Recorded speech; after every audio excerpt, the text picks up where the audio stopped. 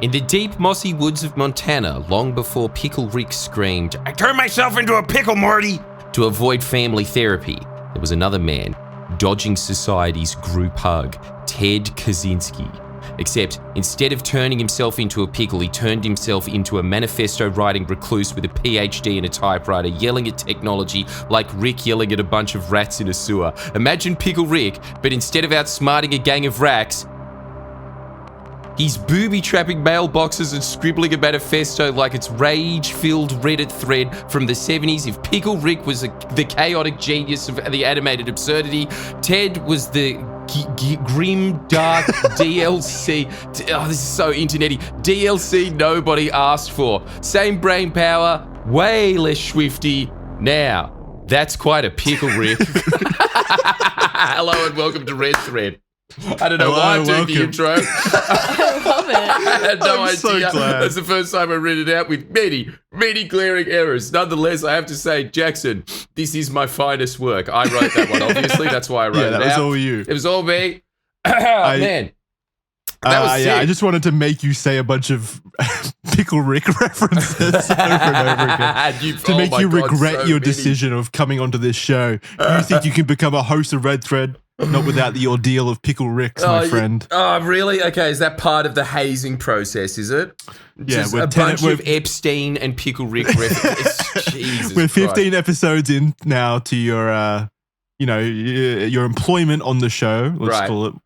Now was the appropriate time to haze you, appropriately so. Oh, and the initiation has only begun now. Yes, it's going to be way more Pickle Ricks. Welcome to the show, everyone. This week we are tackling the concept of Ted Kacynzski, also known as the Unabomber, a very interesting fellow with some very interesting ideas. For some reason, I thought of Rick and Morty while reading his work, let's say, as well as, reading about his life. So I felt it was appropriate this week to go on a little Rick and Morty side adventure. But other than that, no, it's a very serious case of domestic terrorism and nothing to do with Pickle Ricks and sewers. So apologies for the misdirection there. I'm joined by Jordan, of course, as we just said. Hello. You're like 15 episodes in now. You might have been here longer by this point than some of the previous hosts. So that's pretty interesting. True. I don't know. It might be. It's flown by though. You are such a great co-host. Love having you join us each week because you add so much color, so many Rick and Morty style references and charm to the show.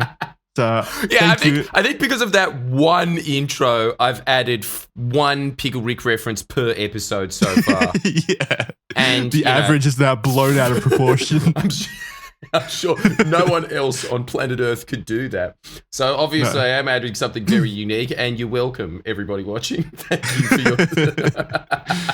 No, it's honestly, and this is sincere to the audience out there, the show has felt so fun these last few weeks, more so than I think it ever has. Not disparaging former co-hosts or anything, but I just love talking to you. You take everything on board and you run wild with it. So it's fantastic to have you here.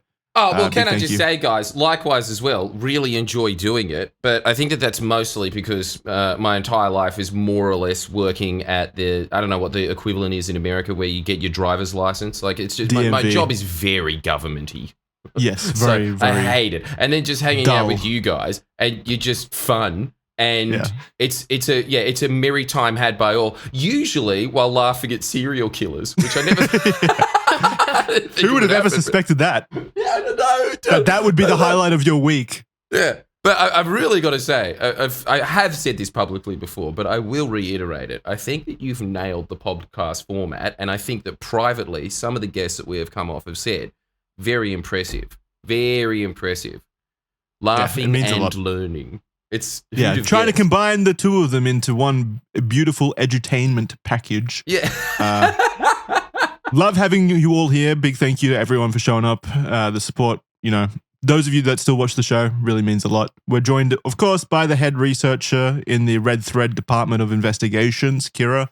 As per usual, she's here with us. Hi. Thank you as well for all of your hard work, turning these around in a very short time. The documents are linked below, so you can go read about the life and ordeal of Ted Kacynzski as Kira has authored it herself. It's her very own little manifesto, in fact. She inserts a lot of very dangerous opinions in there, terrifying opinions. So go read that, go enjoy her work, because for certainty, we will not do it justice in this episode, Jordan and I. We will be joking about a lot of things, I assume, as is our tradition, and that's probably why you show up in the first place. So, you're welcome. Jordan, have you ever heard of the man, Ted Kacynzski? Look, like most first-year uni students, yes. Actually, you were the one that suggested this for an episode. Yeah. I think it was because I was rereading his manifesto because it's touching on things that I'm going to be doing on my next stand-up show. And which will be, you know what it will be? It'll basically just be titled "The Man Had a Point," the show.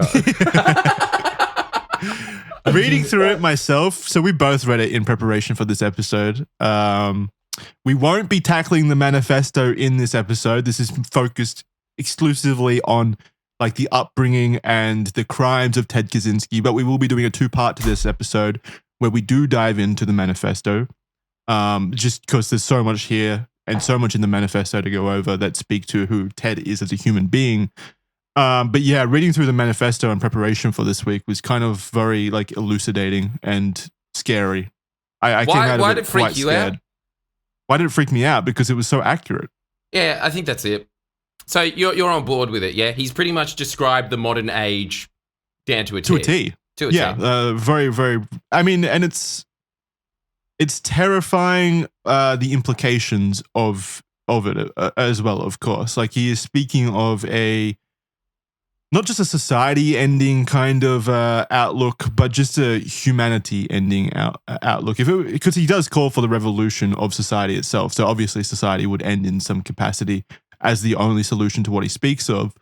But like the outcome of that, if it's unsuccessful, if we do not change or deviate from the course or the path, is like terrifying. Obviously, I'm not saying that everything in there was correct. Like you said, it's probably more apt to say Ted Kacynzski had a point, and I don't think anyone could dismiss that. He certainly had a point that he argued vehemently. So, but yeah, like there's definitely a lot in there that kind of does seem to be a accurate portrayal of how society itself is heading. I think so. I think so. And I think that, honestly, when you read other people that aren't as bloodthirsty as Ted Kacynzski that are talking about the future of humanity and where it's leading, they are more or less drawing the same conclusions as him. I think that Kaczynski's is a little more hippie, probably because of the time that it was made.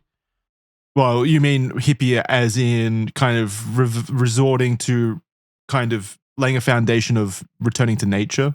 Yeah, returning to nature. The environment is being destroyed. There's other people that you read that sort of reach the same conclusions that say that humanity sort of has gotten to the point where, and there's going to be like a rough transition phase into this, but I honestly do see it going this way more, where nature no longer really exists. It's more just the world is a national park that we kind of keep running and generating to just keep ourselves alive. It just like, nature and the wild is no longer wild. It's all just park. And I think that like, that's sort of the point of his thesis that I sit there and think, there's some arguability there. But the general turnaround of it being that human beings are basically becoming more and more mechanized and therefore more and more obsolete by the system that they are themselves generating and perpetuating and aren't really aware that they're doing it while they're doing it. It's like, all you have to do is look outside your window and that's all the proof you need. Don't you think? Like you could literally look outside and see a well-cultivated road with like council workers cleaning it up and then apartments next to it and think, yeah, look, he's right. Anyway, sorry, go on. I was going to say, I think one of the most like, I can't remember the verbatim line, and we're going a bit deep into the manifesto already, but it is such an interesting topic. But that's why we're doing a part 2. But yes, go on. Yes. I was going to say, at a base level, one of the most like scary lines in there, I think, and again, not verbatim, it was something like, initially humanity designed the system, but we are approaching the point where the system will design humanity. And that was That was terrifying to me, to imagine something out of our control kind of orchestrating our future. Yes. And that's terrifying. It is 100% that's terrifying. It is terrifying, but I think that it also brings up the question of when was that illusion not prevalent? I think that, okay, for instance, human beings cultivating wheat, for instance, at that point, at some point in that relationship, wheat started cultivating us, you know? I think that that's just sort of the natural, obviously this is on a much grander, he's talking about, AI and all that kind of stuff, but it's... Well, no, just also how society functions itself. Even if you just strip away the AI argument there, it's about how kind of dependent humanity is on the systems that it has designed, to the point where there is no reversal. There is no way out of the system. Yeah. It has become a beast that cannot be tamed necessarily by humanity. Yeah.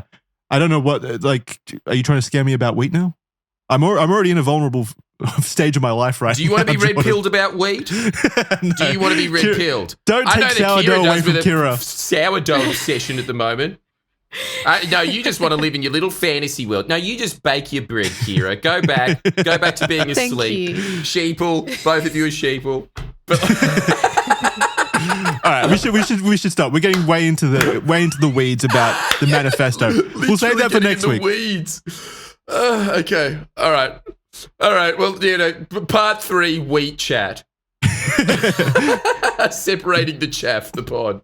The broad concept of the manifesto, though, in how it ties into Ted Kacynzski, is it's about kind of technology and how he is kind of against technology. I guess we could sum it up as that, essentially, against all technology.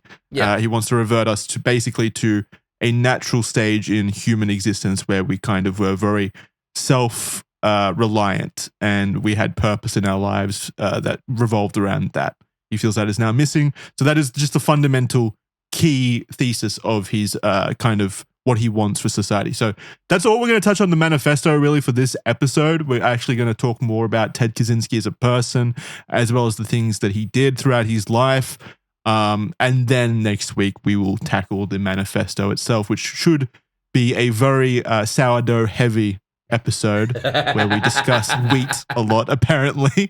So if you're a sourdough nut just like Kira, join up for that one. It'll certainly be fun. We'll bring references and quotes and stuff, I'm sure.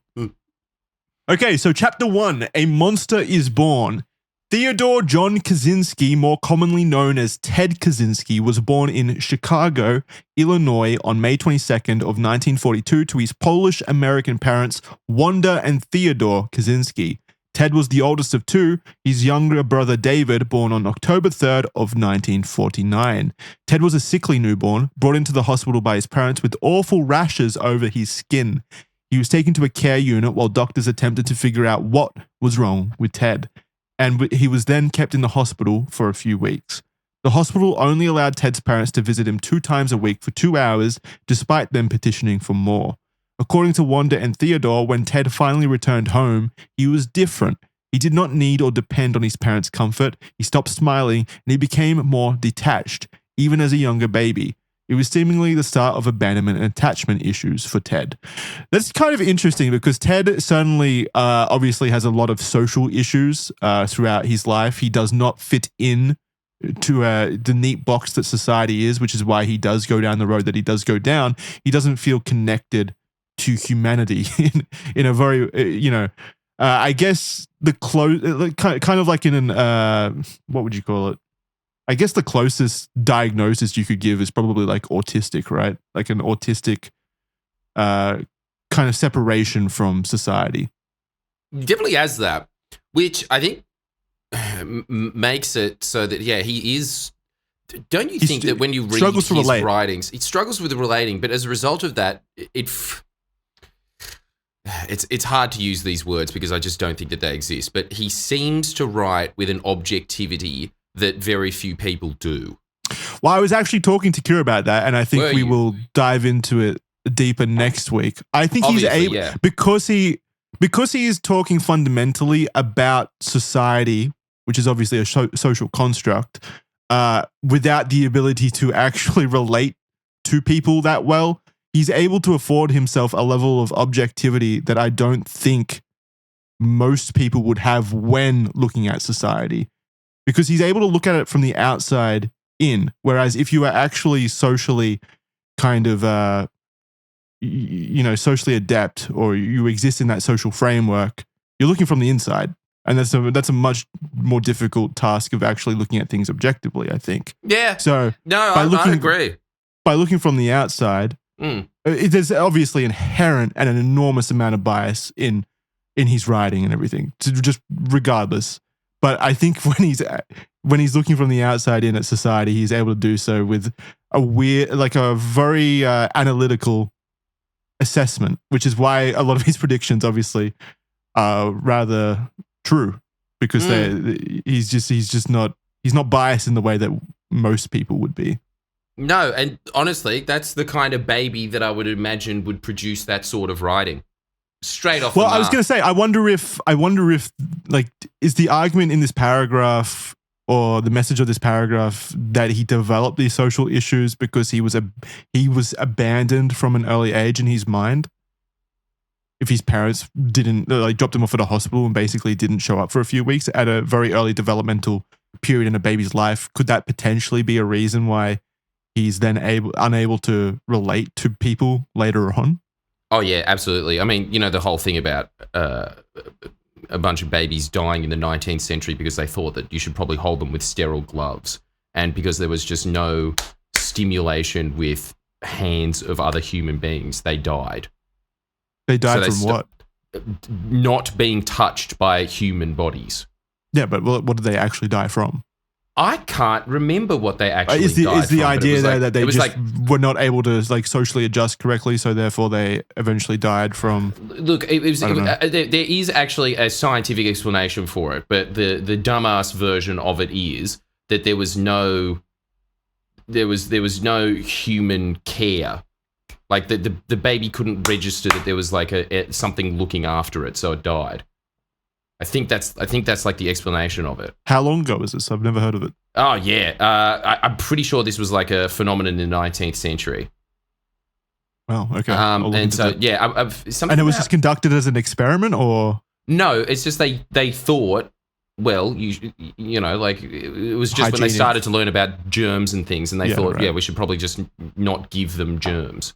And so, look, it's very obvious. Like, you see it all the time in early childhood development constantly. Yeah, like, when parents are more absent, second matters, huh? When parents are absent from a child's upbringing, it obviously has like consequential outcomes on that child. Yeah. Oh my god, man, I can't wait. It's going to be so scary having kids, but I'm definitely going to be reading a bunch about early childhood development, and as a result, probably just knowing too much and fucking it up as a result of that. That'll probably be the problem. I think you have to probably accept that we have some level of human instinct to caring for children. It's kind of probably over many, many thousands of years imprinted in our DNA. And I think the modern society influence there is the overthinking aspect of it. Just like they apparently overthought about wearing gloves when handling babies, which led to deaths. Yeah. It's kind of insane. Totally. That's kind of my point, though. Like, they overthought it, and then they ended up doing more damage to the child. I think when you have children, you probably have to afford yourself a little bit of intuition. Yes, but it's also that thing of, man, don't you think that you can tell when... You can just tell by meeting someone if they had good parents or not. Oh, yeah. I reckon, like, almost immediately off the mark. It's definitely a scale, though, right? Like, it's not binary. It's not binary. Like, some people could have parents where there are some flaws to them and it doesn't affect them as much personally. But then those same flaws in another set of parents could affect that child quite drastically differently. There's too many variables. There is too many variables. There's definitely too many. All right, it's probably just easier to say you can tell when someone had like a difficult upbringing, as opposed to somebody that had like a pretty normal upbringing, as opposed to somebody who had like an exceptionally good mum, I reckon. Mm-hmm. That type of person, I think, always has like a level of security around them that it's just like they're just much less insecure than the other people. And so, I I'm fully on board with the theory that guy, purely just from that, would have started morphing his brain. I think that that's absolutely plausible.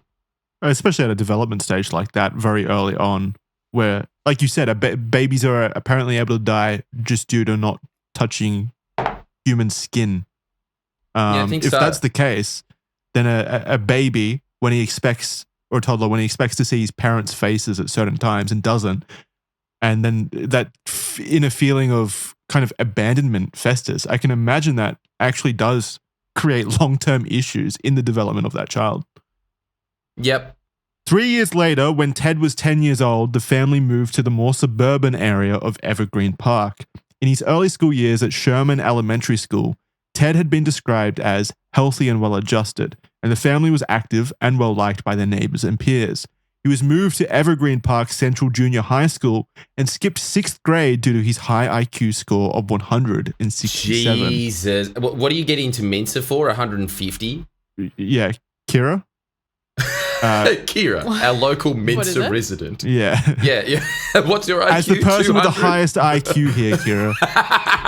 Me. Yeah. Well, Wait, you've you did have a high IQ, didn't you? You had triple digits, whereas me and Jordan and I, there we go, immediately fucking just it up. scraping the high doubles. Yeah, boys, almost at average. We're getting there. Nearly. IQs grow over time, right? I've still got a chance. Yeah. Wait, wait, was that the case? You did the IQ test, didn't you, Kira? No, I don't think I have. Oh, okay. I'm thinking of a completely different person. Disregard. I'm scared to. All right. Now, just guess what your IQ is. What do you think it is?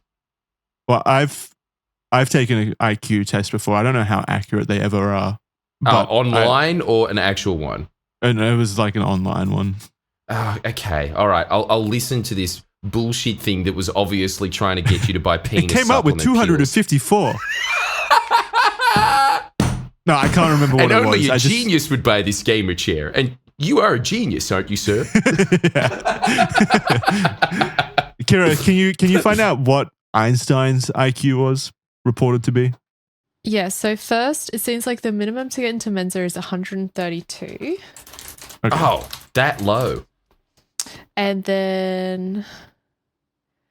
I was going to say, I'm pretty sure like what the website told me, and again, I don't know how reputable the website was, I think like 130.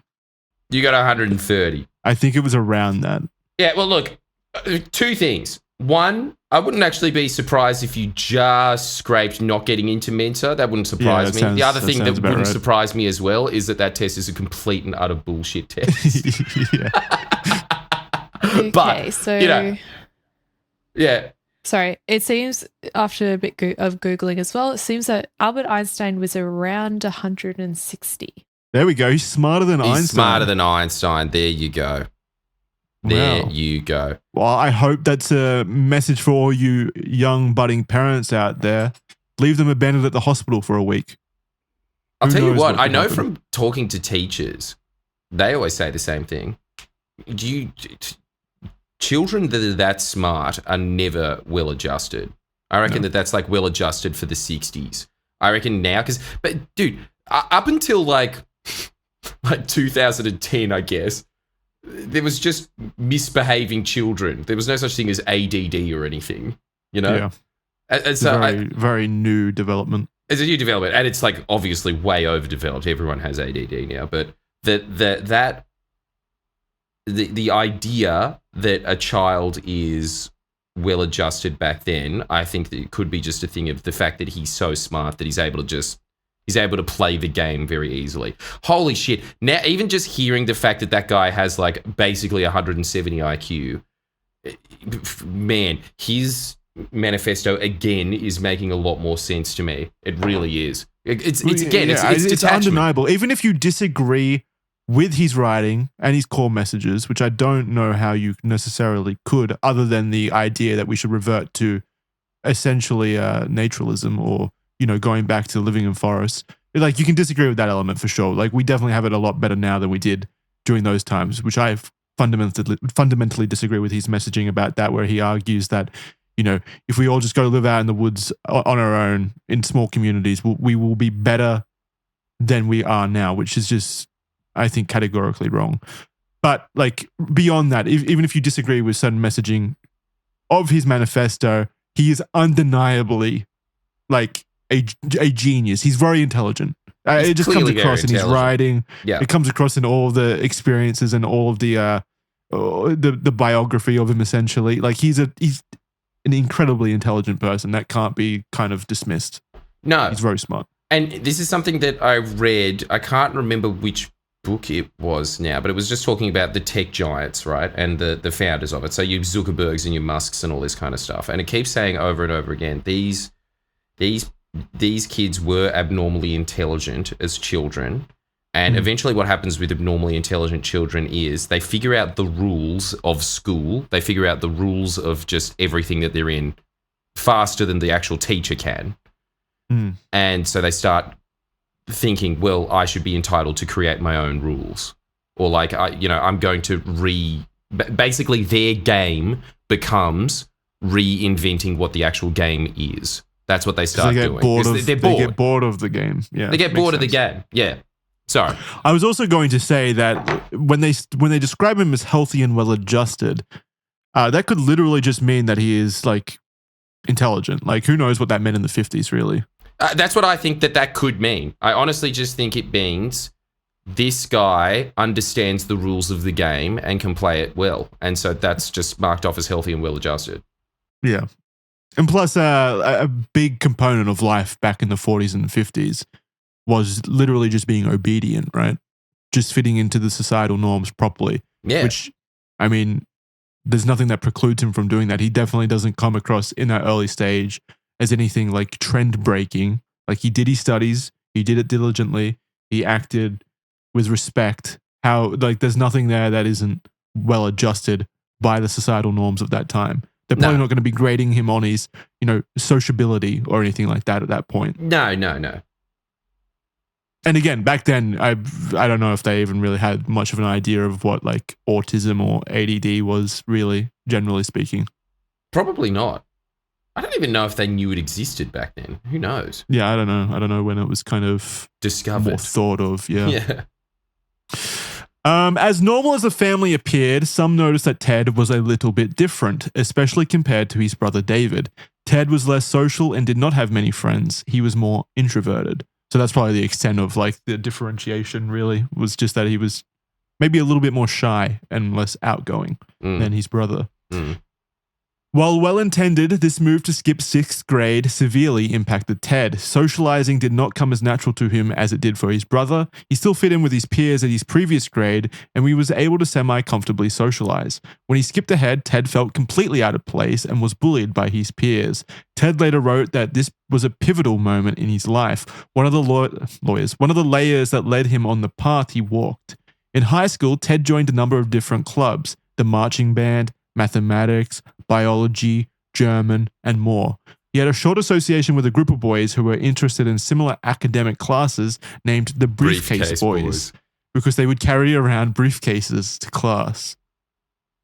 Did you have anything like that at your school where there was just kind of a group that did there actually was a group of people in high school for me where they would like take any opportunity to wear suits, which was kind of cool looking back. But back then it was kind of like, what are you doing, you douche? Lame. Yeah. Very lame.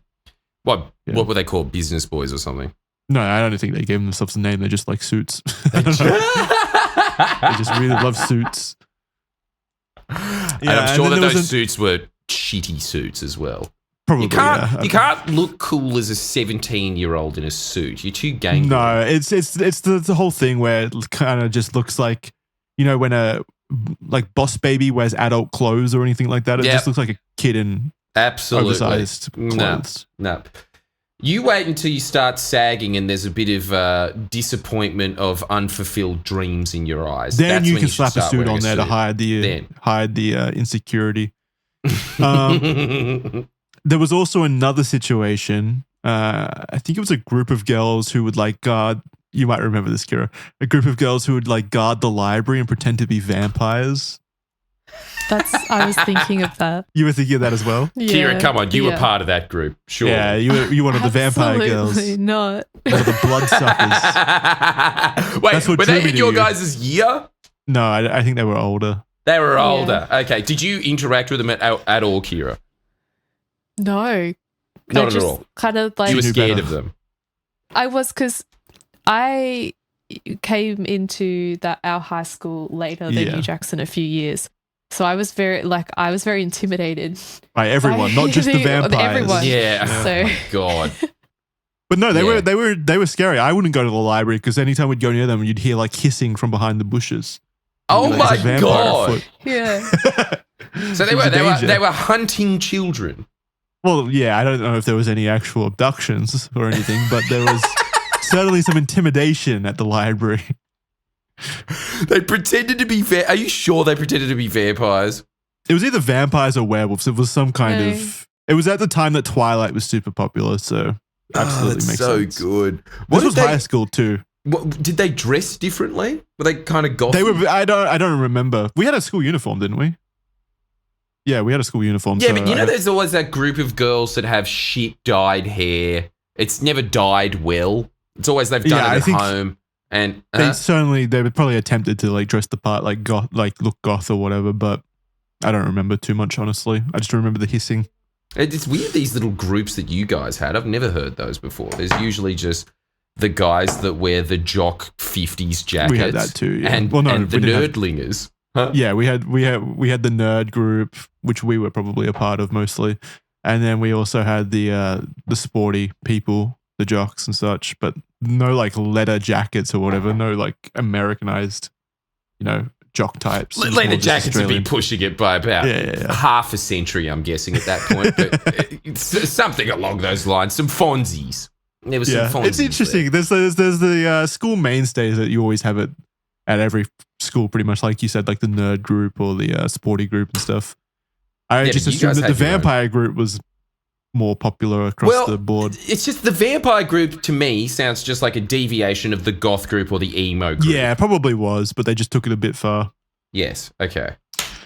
So nothing academic at school was a problem for Ted, and he went on to also skip 11th grade. So we skipped 2 grades. He graduated high school at the young age of 15. Looking back at Ted in high school, former peers have mused on Ted and how he was more seen by everyone as an incredibly intelligent, walking brain, more so than a person. Which I get. I'm assuming they meant that as a compliment, but Jesus Christ, that's mean. Is it? I think so. Being referred to not as a person, but a walking brain. It's a bit dehumanizing, is it not? A little bit, but it's also...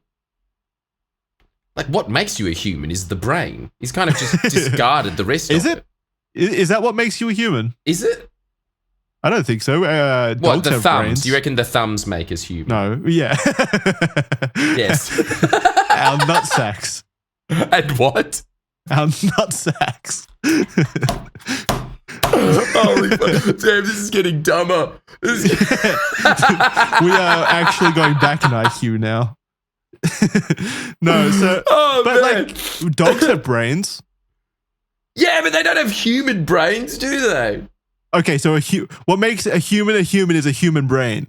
Yeah, man, come on. It's like way more impressive than a dog's brain. It just is. No, the ability for us to create society is what makes us human, I think. And part of creating society so we're back to the thumbs. Being a person.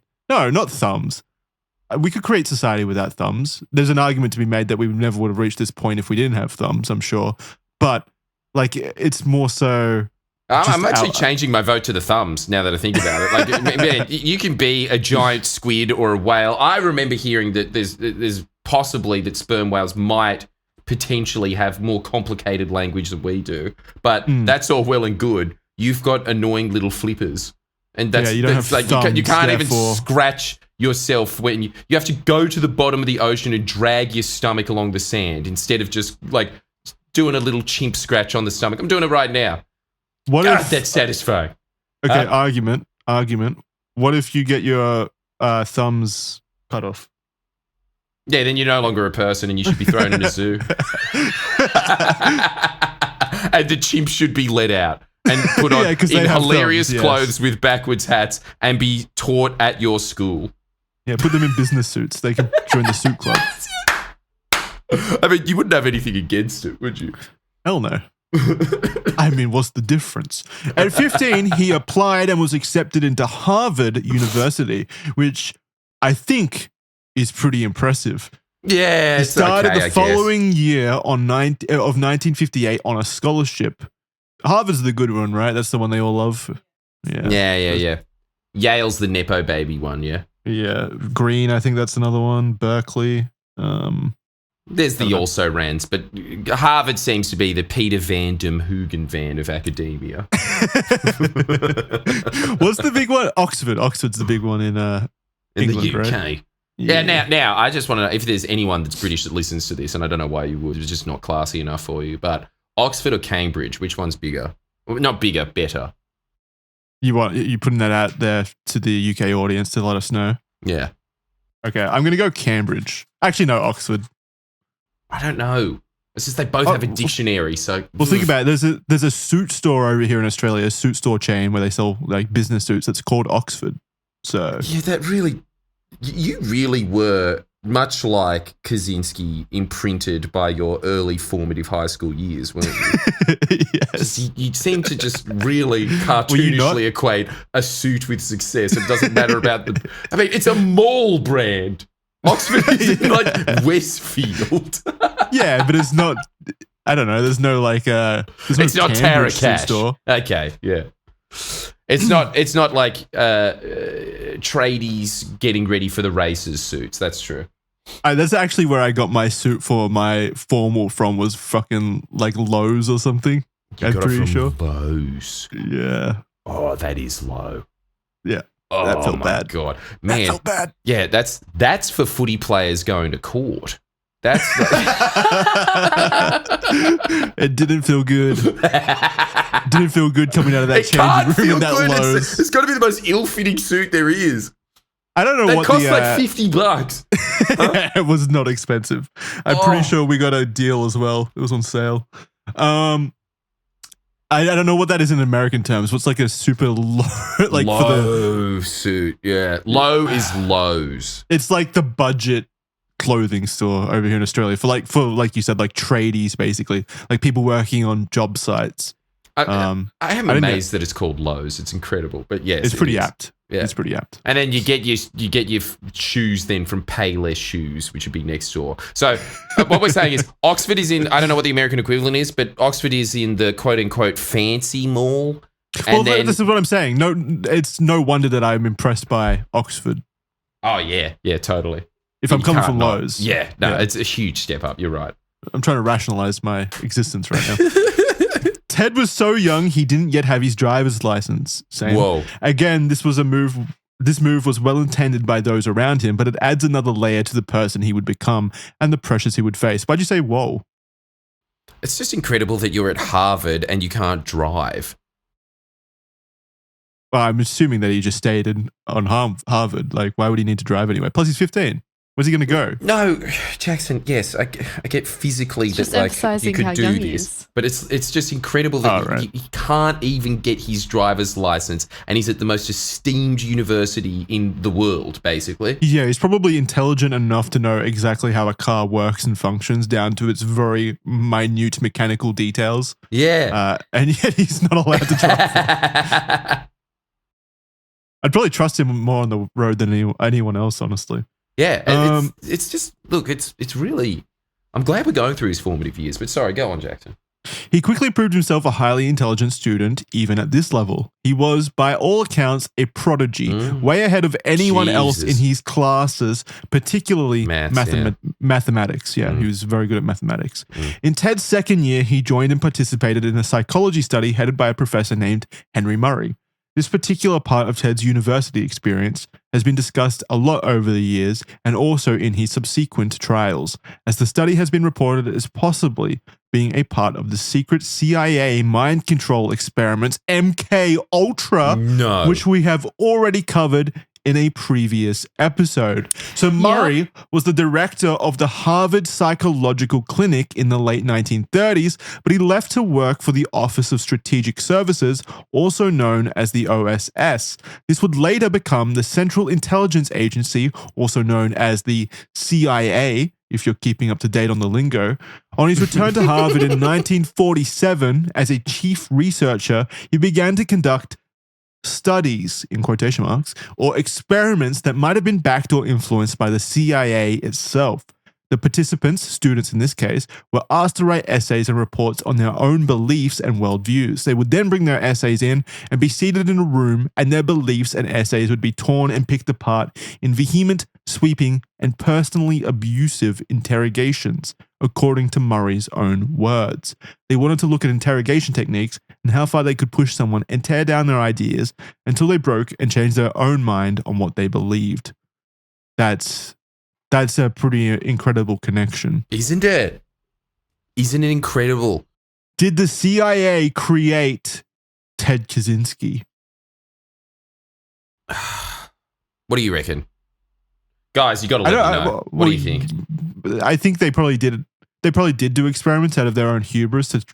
I don't think they were intending to create a guy who was going to become hyper radicalized about tearing down the very society that the CIA existed in. I don't see what benefit there would have been for that on the CIA's part. So it probably didn't have its intended output or outcome. But they probably did. What's this fucking university again? Harvard. It's Harvard. I'm assuming the CIA was up to stuff at Harvard at some point, surely. Possibly. What do you think? Isn't it weird? I don't know. You know what I'm thinking is just like the CIA from specifically those decades just did like a lot of wacky things, didn't they? I think it was just a lot of like guys just sitting around in boards going, what do you reckon? Just freak out some eggheads, see what happens? Yeah, let's just try that for a bit. Yeah, why not? It was after let's World give War this II. guy acid and see if he can astral project into the Soviet Union. It's really like, again, it's so, I was just, the other day, again, this is going to have no impact on our audience because you don't know who John Howard is, but John Howard is kind of our Margaret Thatcher, our Ronald Reagan, just a right down the line guy, just so quote unquote conservative, you know, he's one of those guys, goes to church, straight-laced as. I was Never looking at photos of him. No way. Wouldn't Not be a caught chance. dead It would in be Lowe's. absolutely sacrilege. It'd be a travesty. It'd be on the front. It would be on the front of the Sydney Morning Herald. But he's not John a Howard toff either. He's not a toff. He wouldn't be shopping at Oxford. Not the heady days of that. But you know, there's a middle ground somewhere. It's got to be. Again, I'm telling you, it's YD. There you go. And then he's. But I was looking at photos of that guy from the 70s, and he has sideburns. What the? It's like you can't escape the acid trip that was this period. Yeah. It's just there, and it's going through everything. So even these extremely, really down the line agencies, like the height of seriousness is the CIA, they're still doing wacky things like this. And wait, so sideburns is what led you to believe that? You know, okay, all right, fine. Look, now I'm starting to realize that what I thought was like extremely stupid, and I'm feeling very defensive about it. I mean, like, yes, the CIA did wacky shit in the 70s. Don't you think that wearing sideburns is wacky, and you would never expect someone like John Howard to have sideburns? Huh? Kira's face palming in the back. I think the audience can see her, but she's actually just face palming. Like, what did I sign up for? I've got nothing here. All right, fine. She's like, I wrote this beautiful script and they're talking about fucking sideburns because of the CIA. I want to go back to making sourdough. Look, I'm sorry. I think there's something to it. I swear to God. The sideburn connection. Yeah, okay. Maybe society's crazy. Yeah, but no, the CIA did wacky shit. It was after World War II, so they were feeling confident, but they also had the new goal of, the Soviet Union. So they were just throwing shit at the wall. And the Soviets were too. It was just intelligence at the time. They were trying these new different ideas and concepts. Yeah. Yeah. It's really, it was a very, God, I just don't think that they do that stuff these days. Maybe because of these experiments, they've just got like a long, playbook that they can play off. I don't know. I don't know if I really doubt they don't do stupid stuff still. I would imagine they do stupid things, but I'd imagine it would be an error in, trying to make a coup happen or something. I still don't think, I don't think the CIA is sitting there being like, do you reckon that we can splice the DNA of a man with a walrus and make a walrus man? Is that, I don't think they're doing that anymore. One of my favorite example, I don't remember the exact operation. It actually might have been part of MK Ultra now that I think about it, where they got the woman in a flooded house with the dolphin. And they were just doing LSD constantly in order to try to train the communicate with the dolphin to communicate with them, and it ended up just turning into a giant drug trip for week on week. And in an effort to make the dolphin more comfortable, they made I think it might have been the woman scientist who decided to do this, but she ended up giving the dolphin a handy J. Oh, really? Yeah. Did you not know that? She gave a dolphin she was high off of acid. I think they were all high off acid, but yeah, she gave the dolphin a hand job in order to try to better facilitate communications between the humans and the dolphin people. All right, well, now you've piqued my curiosity. Did it help? No. It just made a really horny dolphin.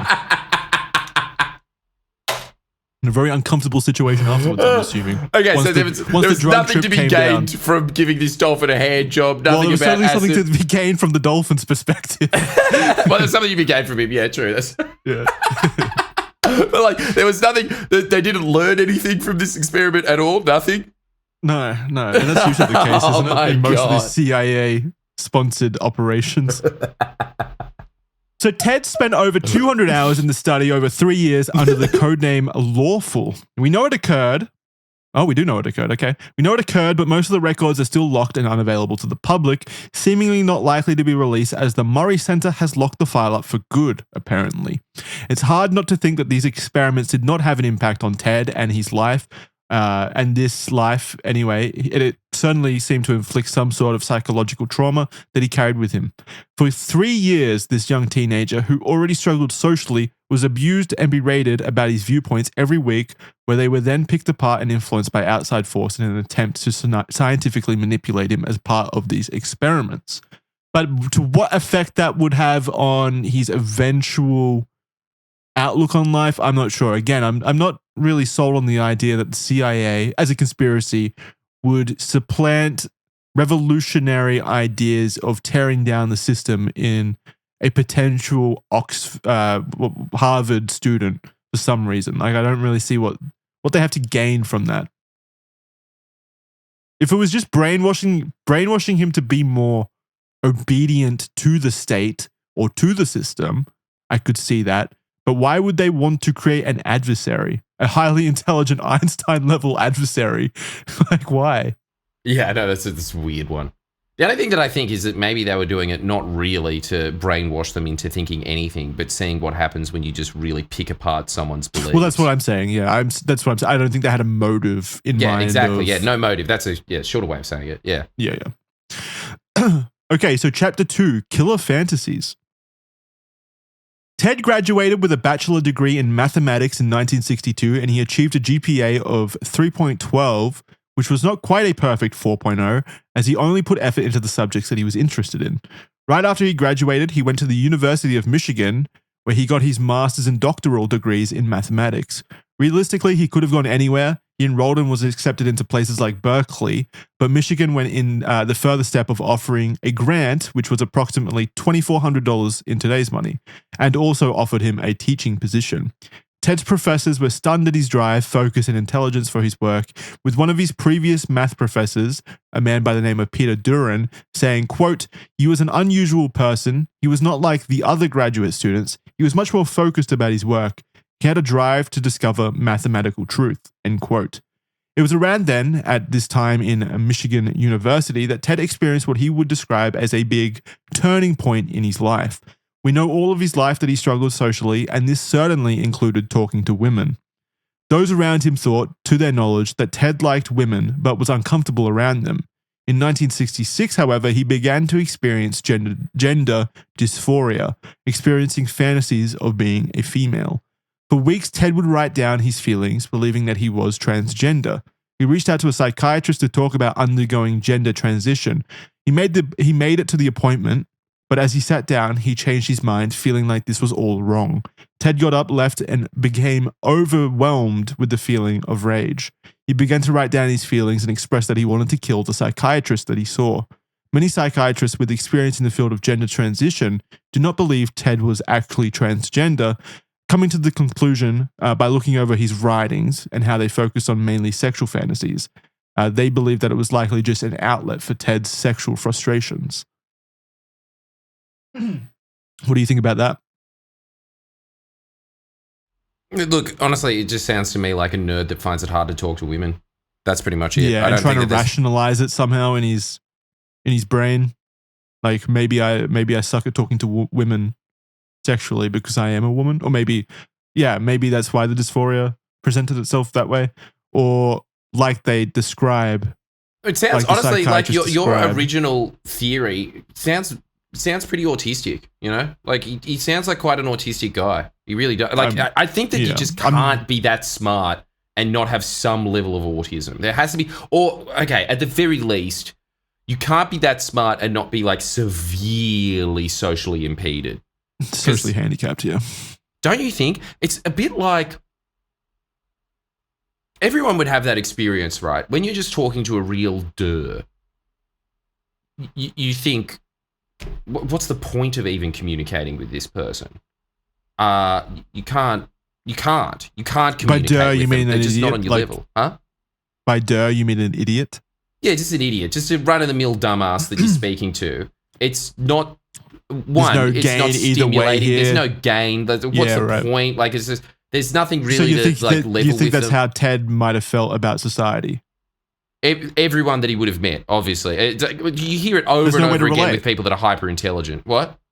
Yeah, like we said at the start, there's no way to relate to society if you feel like you just said, like communicating with them, there's no like kind of back and forth or anything. You're basically talking to a stupid wall. That's a lot of conjecture. I don't know. I don't know what exactly Ted experienced. I don't know if I certainly can't diagnose him as autistic or pretend to otherwise, but there does seem to be like a behavioral issue there that I think would probably be seen as autistic in this day and age. I'm not sure though. I'm not an expert. Yeah, that's true. And do you guys ever have this? Have you ever spoken to someone that's clearly far more intelligent than you and you're just naturally a bit intimidated speaking to them? Well, as a man that scored 128 in the online IQ test. It has been far and few. Yeah. No. Yeah, of course. Like a lot of my friends have done incredible things that are very, like, you feel like you have to put on airs talking to them because they're clearly so intelligent. One of my friends is actually like a physicist. Like he graduated from university. He's currently in the process of getting his doctorate in physics. Works in AI safety at the moment. And yeah, just talking to him, it's very clear that we have fundamental differences in intelligence. So yeah, it's quite confronting. Yeah. I would just imagine, that's the isolating faction of intelligence. It's that no one is on your level. And so, but you're at a you're at Oxford? Was it Oxford? No, Harvard. You're at Harvard. You're surrounded by what I assume would have to be highly intelligent people. Is it because their intelligences span in different regards? I'm going to look this up because I would imagine that 167 would have to be. Yeah. I'm sure he's still far more intelligent than most people at Harvard even then. So maybe it's a case that even the hyper intelligent aspects of society are still not intelligent enough for him, and he still feels disconnected. Like, look at this. This is from very reputable source, Quora. But But it basically says that 0.003% of the population have an IQ of 170 or above. Yeah, so how can you relate? How can you relate to people anyone at that level? Like, I'm sure there was a couple of those in Harvard. Maybe he was friends with them, maybe he didn't get on with them. That's the other thing as well. Even if you have people that are of your like general intelligence stature, which I would imagine is one of the big things that determines who you're friends with. I think intelligence level would probably be there. And then on top of that, there's other determining factors such as, are they annoying? Yeah. And then that might just get rid of it. Which very smart people usually are. Usually are, yeah. Because it's confronting for us stupid people. Why can't you just talk to me like I'm an idiot? Yeah, it's dumb it down, I am. egghead. Yeah. Yeah, no, it's true though. I could absolutely see that as being a contributing factor. Just his raw level of brain power, his intelligence. Yeah. So there's a quote here from the psychiatrist, from Ted writing about seeing the psychiatrist. I'm going to read it out loud. Quote, as I walked away from the building afterwards, I felt disgusted about what my uncontrolled sexual cravings had almost led me to do, and I felt humiliated, and I violently hated the psychiatrist. Just then, there came a major turning point in my life. Like a phoenix, I burst from the ashes of my despair to a glorious new hope. I thought I wanted to kill that psychiatrist because the future looked utterly empty to me. I felt I wouldn't care if I died. And so I said to myself, why not really kill the psychiatrist and anyone else whom I hate? What is important is not the words that ran through my mind, but the way I felt about them. What was entirely new was the fact that I really felt I could kill someone. My very hopelessness had liberated me because I no longer cared about death. I no longer cared about consequences. And I said to myself that I really could break out of my rut in life and do things that were daring, irresponsible, or criminal. End quote. So there were two paths for him: either, I guess, become transgender or become a domestic terrorist. I guess that's the height of human intelligence, right there.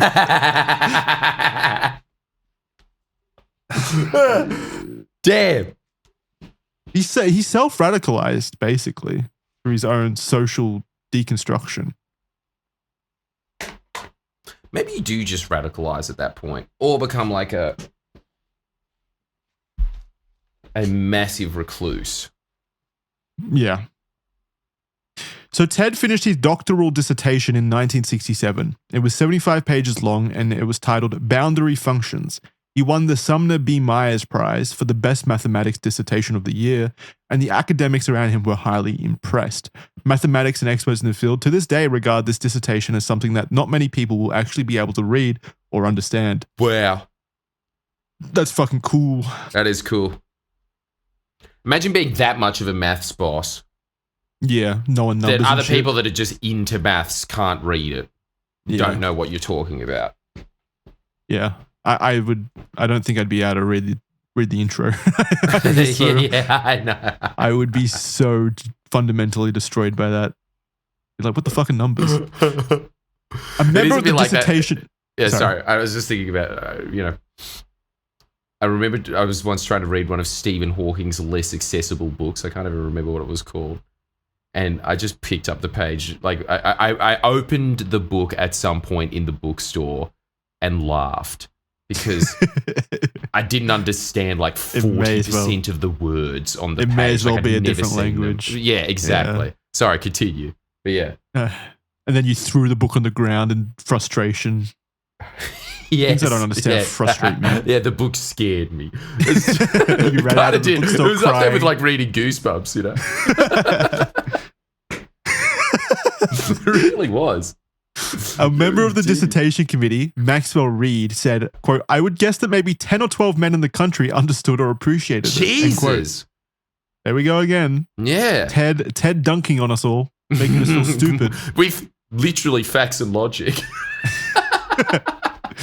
Ted was, for all extents and purposes, a bona fide genius, and he had proved that at every opportunity throughout his academic life.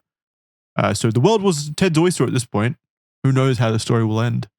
Towards the end of 1967, Ted became the youngest assistant professor in history at the University of California in Berkeley, teaching mathematics. It was only an acting position, but a year later, in September of 1968, he was given a full-time job. Unfortunately, he wasn't very good at being a professor, however, as Ted was generally disliked by his students, who found his teaching style to be straight from the textbook, uncomfortable, and leaving no room for discussion and questions. That may answer the question as to why he resigned without any explanation the following year, only 2 years into his teaching career. The school knew he was shy and socially awkward, but they found his resignation to be, quote, out of the blue, end quote. Yeah, I mean, again, hyper intelligent, but that doesn't mean that you're good with people. Evidently so. No, Christ, no. Yeah, so. And then, I mean, come on, just look at this next chapter. He's done the classic. He's a meme. He built a cabin in the woods and fucked he's probably off. what created the meme. Maybe. Yeah, he's that OG, isn't he? Yeah, he is. Chapter 3, Building a Solitary Life. Ted went back and moved in with his parents in Lombard, Illinois, where he worked odd jobs to build up enough cash to purchase his own property. Ted wanted to live away from people and told his family his dream was to be self-reliant and he wanted to live a simple life.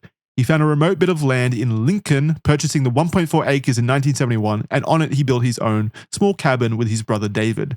Here he kept to himself. He was called Teddy the Hermit by neighbors around him. Classic dunce behavior, by the way. Calling the hyper-intelligent Einstein-level character Teddy the Hermit, just to dehumanize him in any way I really like it. Teddy the Hermit. There goes that 180 IQ having stupid idiot. Yeah, more make ourselves like he's a ourselves. barfly or something. You know how you always give something like a guy that comes to the bar constantly, like some nickname like the Admiral or something. Sounds like he's that. Well, that's cooler. The Admiral. Oh, you know, in a very sarcastic tone. No one who spends their life in a bar and their nickname is the General. No one thinks that guy's a kid. I'd salute. With no car,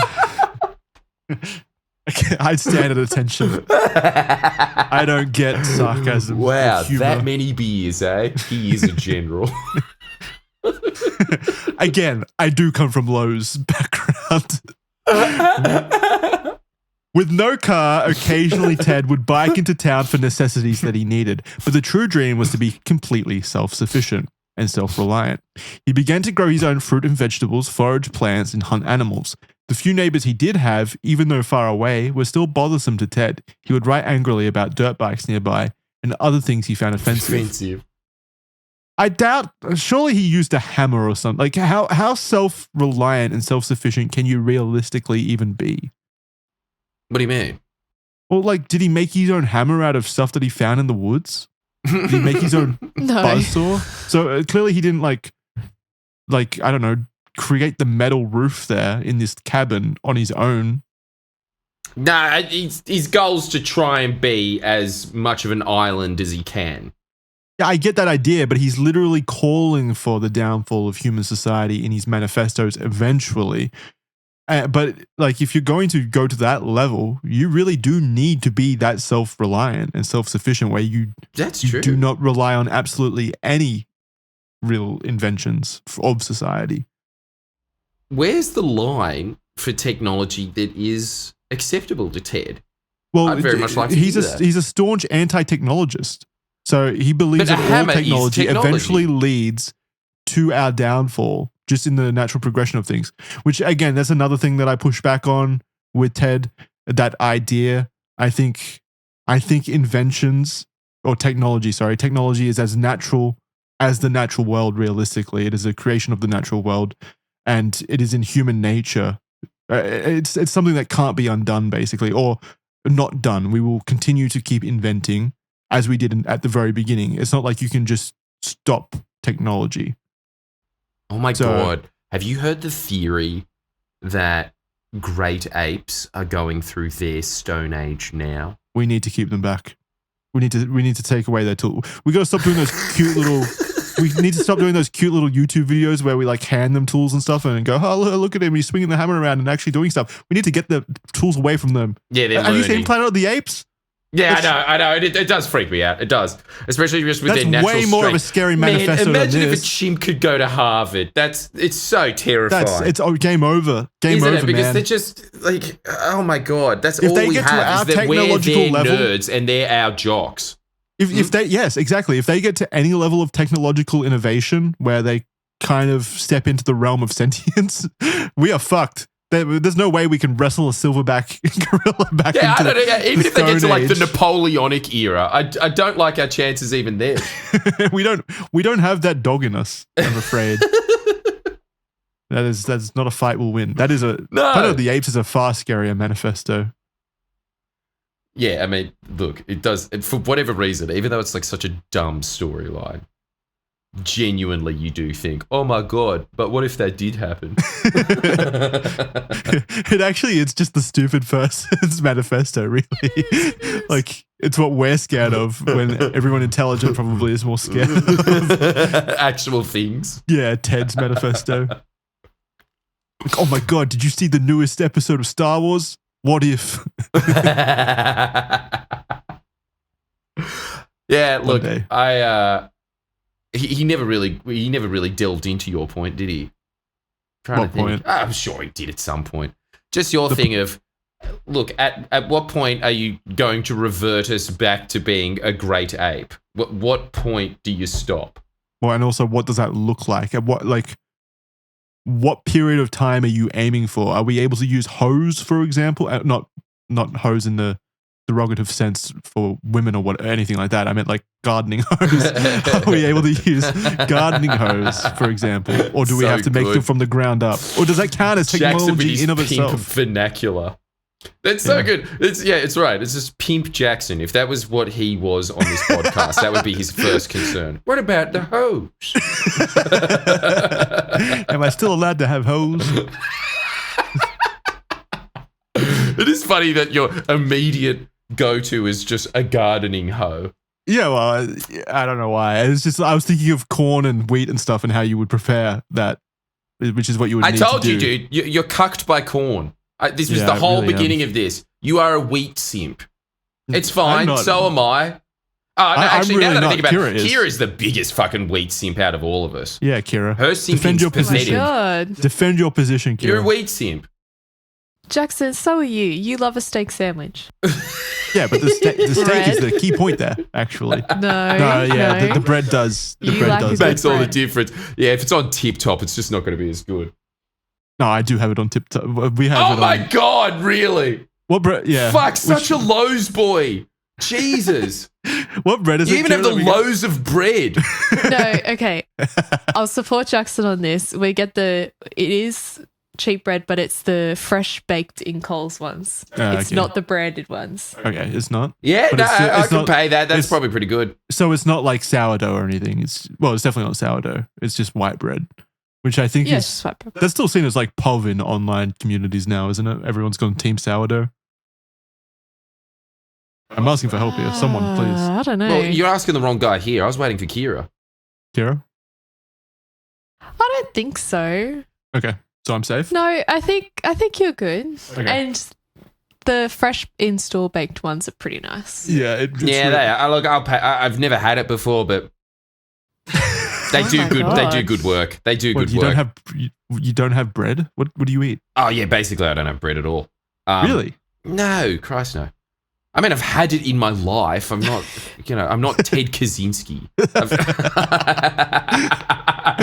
I'm just saying, like, anything that you ever get at Coles that is their in-store, like, man, have you ever had their roast pork before? I hate pork. Oh, really? Yeah, I hate pork. So no, not me. But Kira, have you? No, I haven't. Is it good? Well, I don't know. Their chicken, do you think their chicken's all right? I think it's good. Like I think, honestly, the in-store stuff that they do is pretty damn good. Yeah, it's good. It's fine. Yeah, it's good. The roast chickens are good, especially when you put them in your own, like, pie and stuff. So nice. That's good. Yeah. Good stuff. Anyway. Back to this. Isn't it incredible? Don't get me started on cooking. No way that we could exist in Ted Kacynski's universe, is there? No. That's just sitting there talking about how awesome supermarkets are. Well, that's what I'm saying. That's what I'm also saying about his manifesto, why part of it is so inherently scary. The only really options that he identifies is literally going back to the time period or the existence where, diseases would wipe out most people constantly, and also like you had no creature comforts of today, and also life was very hard and miserable and depressing, or humanity just ends. and dies out due to over-reliance on technology. Those are the only two options that he really identifies, and that's terrifying. So Ted had been building a negative outlook and attitude to the world and technology for years, crediting reading The Technological Society by Jacques Ellul in 1971 or 1972 as a moment where his perspective on the world clicked together. Okay. This book... Sorry, I'm just going to write that down for my own use. Sorry, continue on. To further radicalize yourself. Yeah, your ideas intrigue me, Mr. Kacynzski. Go on. I need further reading. The book from a French philosopher from the 50s depicted what he himself had been wanting to say for years. Through his life, he had read many books on human prehistory, as well as the concept of living a primitive lifestyle. And Ted realized he didn't just want to read it, he wanted to live it. So it's interesting. He really wanted to spread this message to society to resort back to this lifestyle. He went about it in the worst way possible. I really feel like, and again, this is actually a downside to him not being in the right technological time period. If he had just waited 20 years, he could have made some great YouTube videos about this and really spread his message. Oh my God, you're so Can you imagine right. that? Because what is like one of the biggest YouTube channels online at the moment, or at least in recent years, is that technology. Primitive technology, exactly. There's a real fascination from people, broadly speaking, to go back to that lifestyle and learn about those levels of like sustainable living. That he really could have spoken to eventually. And what made it possible for him to do that? Technology. Yeah. So kind of ironic, isn't it? Yeah, interesting irony to that if he just waited, maybe he could have actually spread his message in a positive way. He probably wouldn't have been very good at it because, again, very highly intelligent and not good at talking to people. But, potential option. That didn't involve bombing people. Yes. YouTube probably has shielded the world from a lot of psychotic behavior by giving like psychos an outlet like us right now, it's also sitting there. Huh? I was going to say it's also led to a lot of insane people though. So yeah, I don't know. Yeah. Look, this is only an answer, something that God could answer, but it would be nice to know if it was a net benefit or not. But if God was real, wubba lubba dub dub, Rick and Morty reference. Hell yeah. We brought it back. He's come back with it. Fuck. Pickle Rick. Oh, I wasn't expecting a Pickle Rick right there. I haven't seen it in forever. I haven't seen Rick and Morty in forever. Is there a new series out or not? I don't know. Yeah, me neither. Remember, like Justin Roiland, the creator, like got accused of something and then disappeared, and then they replaced him and stuff. And I don't know what happened. Pickle Rick might have been the last episode I saw, honestly. Yeah. Sorry? I think I might be on the same boat, but go on. How the fuck did Pickle Rick become such a gigantic cultural phenomenon? That is Szechuan sauce. I remember that. Szechuan sauce was and also Wubba Lubba Dub Dub. And Show Me What You Got. Nah, nowhere near the Pickle Rick. That was just a titan of our time. Well, I think it's just because it's fun to say even outside of the show. I love saying Pickle Rick.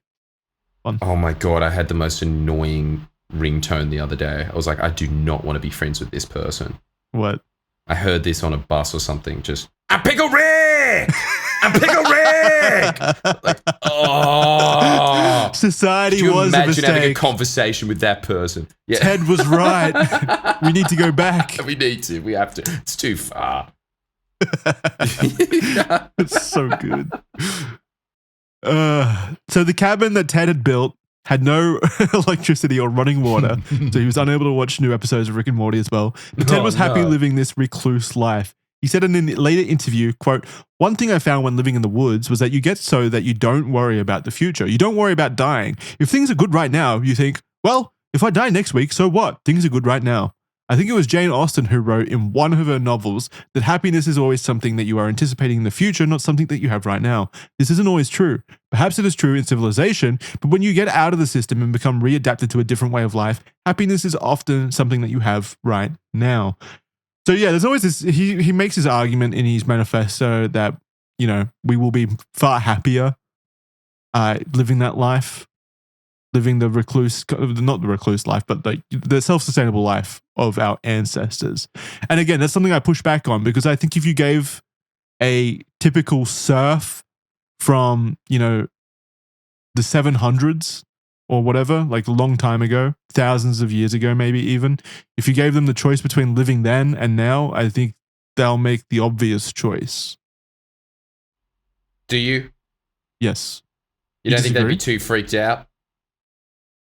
Oh, okay, yes. I mean, they'd be terrified, obviously, but if they had a fundamental understanding of what life was like now, the creature comforts afforded, the health benefits, the longer lifespan, everything from the ground up being... Okay, so you get to explain that to them.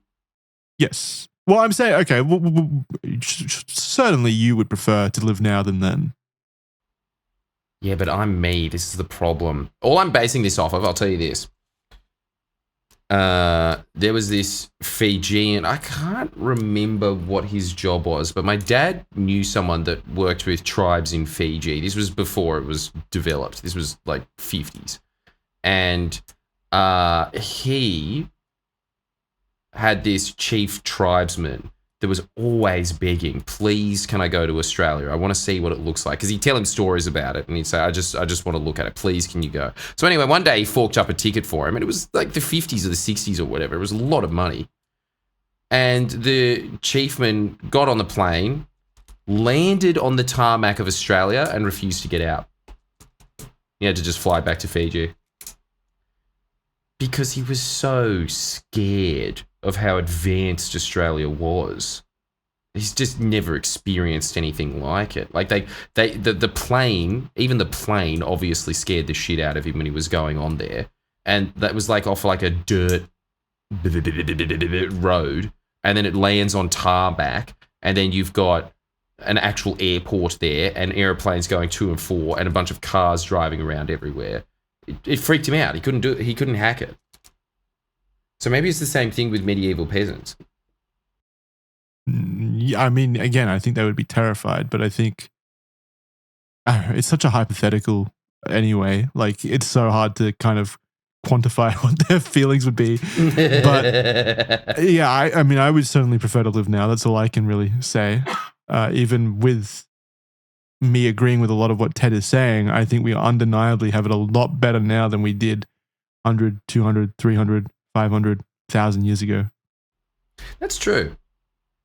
Although, actually, the guy that wrote Homo Deus, he actually makes the point, it's like, what would you rather be? Because, like, levels of happiness are much higher in, say, Costa Rica, which is a lot less economically developed than, say, Singapore. And Singapore, your standard of living is a lot higher than it is Costa Rica. Yeah. But, you know, which one's better at the end of the day? If he's just saying that you're constantly happy in the woods. Which I don't think is true of everyone. Yeah, okay, maybe. It's just, again, because he is a psycho. Well, not just a psycho. It's just like we are different people of different life experiences and opinions. But he removed the individuality regardless. He's arguing for it on a societal level. He thinks that we will, as humanity, be better for returning to that time period, which is a totally different argument, of course. So in this same interview, Ted talked about inventing forest gods for himself. Never mind, he isn't saying. He laughed that he didn't believe that these were real, but tied them to feelings that he had. Like when he would follow snowshoe rabbits and lose their tracks without knowing where the rabbit went. He dubbed a mysterious entity called Grandfather Rabbit, who was responsible for all the other rabbits, and he also had the ability to simply disappear into thin air. There was also another he called Will-o'-the-Wisp, or Wings of the Morning, which was something he described as a time in the morning where it felt as though you could just walk endlessly in the forest. Ted truly believed that this was he truly believed that this was living away from people, technology, politics, all of the distractions that he believed was leading to loss of fulfillment and well-being for people living in civilization. People living nearby to Ted saw him as a shy but harmless guy, but behind closed doors, thoughts he was having around violence began to become louder and louder. The dirt bike riders he was angry with for their noise pollution were the targets of an attack on their bikes and property, as well as stringing up wire to create traps in the forest. A sawmill that was close by was lit on fire, and construction equipment around the forest would be destroyed in what seemed to be an act of sabotage. Ted actually contemplated killing the 3-year-old daughter of the man who owned the sawmill, seeing her as fair game due to the sawmill owner destroying the woods he called home. He saw her in the woods and pointed a gun, but then realized her mother was also around and decided not to. No one at this point thought all of this was Ted, again because they thought he was relatively harmless and kept to himself most of the time. Kira, actually, I want to throw it over to you for a sec. What would you prefer to go live in the woods in a little wood cabin? You want to do that? In a cabin like his? Yeah, no electricity, nothing. We have to make it work. You and I, we have to do everything. How would I bake my sourdough?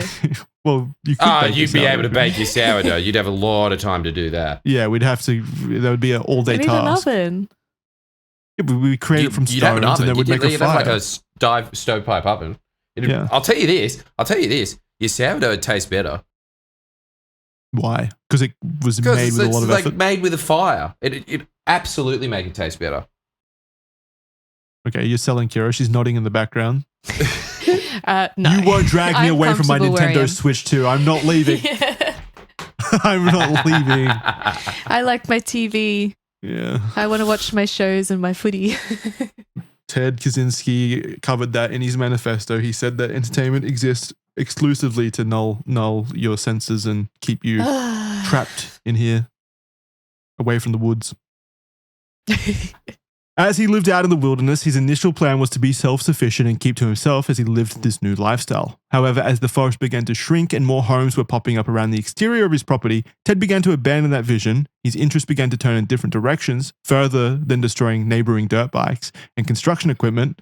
He wanted to impact and change the technology and society that he had identified as being the root cause of all of his misery, a society he felt that he did not belong in. For this, he needed money. So far, he had been living off money from his parents. So Ted moved back in with his parents and got a job working as a supervisor thanks to his brother David. Here, Ted also met a woman and for what was probably the first time in his life, went out on a few dates.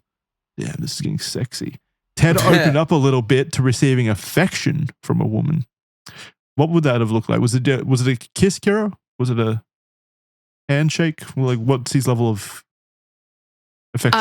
Okay, yeah, so I read about this. They went on a few dates and they did share a kiss. Ooh, a few, I think. My man. Nice. How old is he? 40 Go, at this point? Teddy. Maybe 20s. Oh, that's not bad. Yeah, that's all right. For like 180 IQ, that's really not bad. No, he figured it out. You knew exactly what to say. No, good. The equation of kissing. Probably that kiss like saved a few people, honestly. Yeah, maybe. You know what? You could be absolutely right about that. Yeah. Do we know anything about this lady? Kira? Yeah, there are some writings about it online, like coming from Ted in his journals and stuff like that. But he didn't feel too kindly to her, as you'll see moving on. Did he ever write smut? Like, were there any sex notes? I mean, he went into how they kissed, but that was about it. No, that's not sexy enough. Ted opened up a little bit to receiving affection from a woman, but soon after she decided that it weren't a match and broke it off. Damn. Ted was furious at her, but also maybe at himself for letting himself feel vulnerable. When he went into work after this, David noticed that Ted had used Post-it notes to write horrible limericks about her and put them all across the factory. David ended up firing Ted over this, and he did not.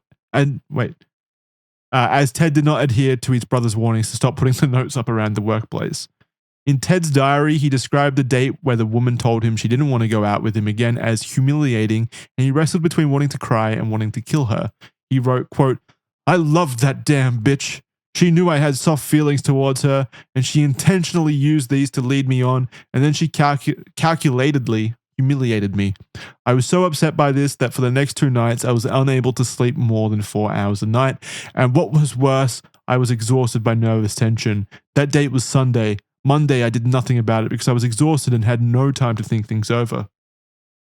But after work, I did think things over. I had an overwhelming need for revenge, and I decided to get it by persistently needling and insulting her at work." End quote. This was in a letter to David. Ted revealed that he had wanted to viciously beat her and scar up her face, although he didn't do these things, thankfully. Ultimately, these experiences of social isolationism, repeated writings of inner turmoil and rage, as well as an already existing willingness to commit crimes, were all leading Ted Kacynzski in only one direction.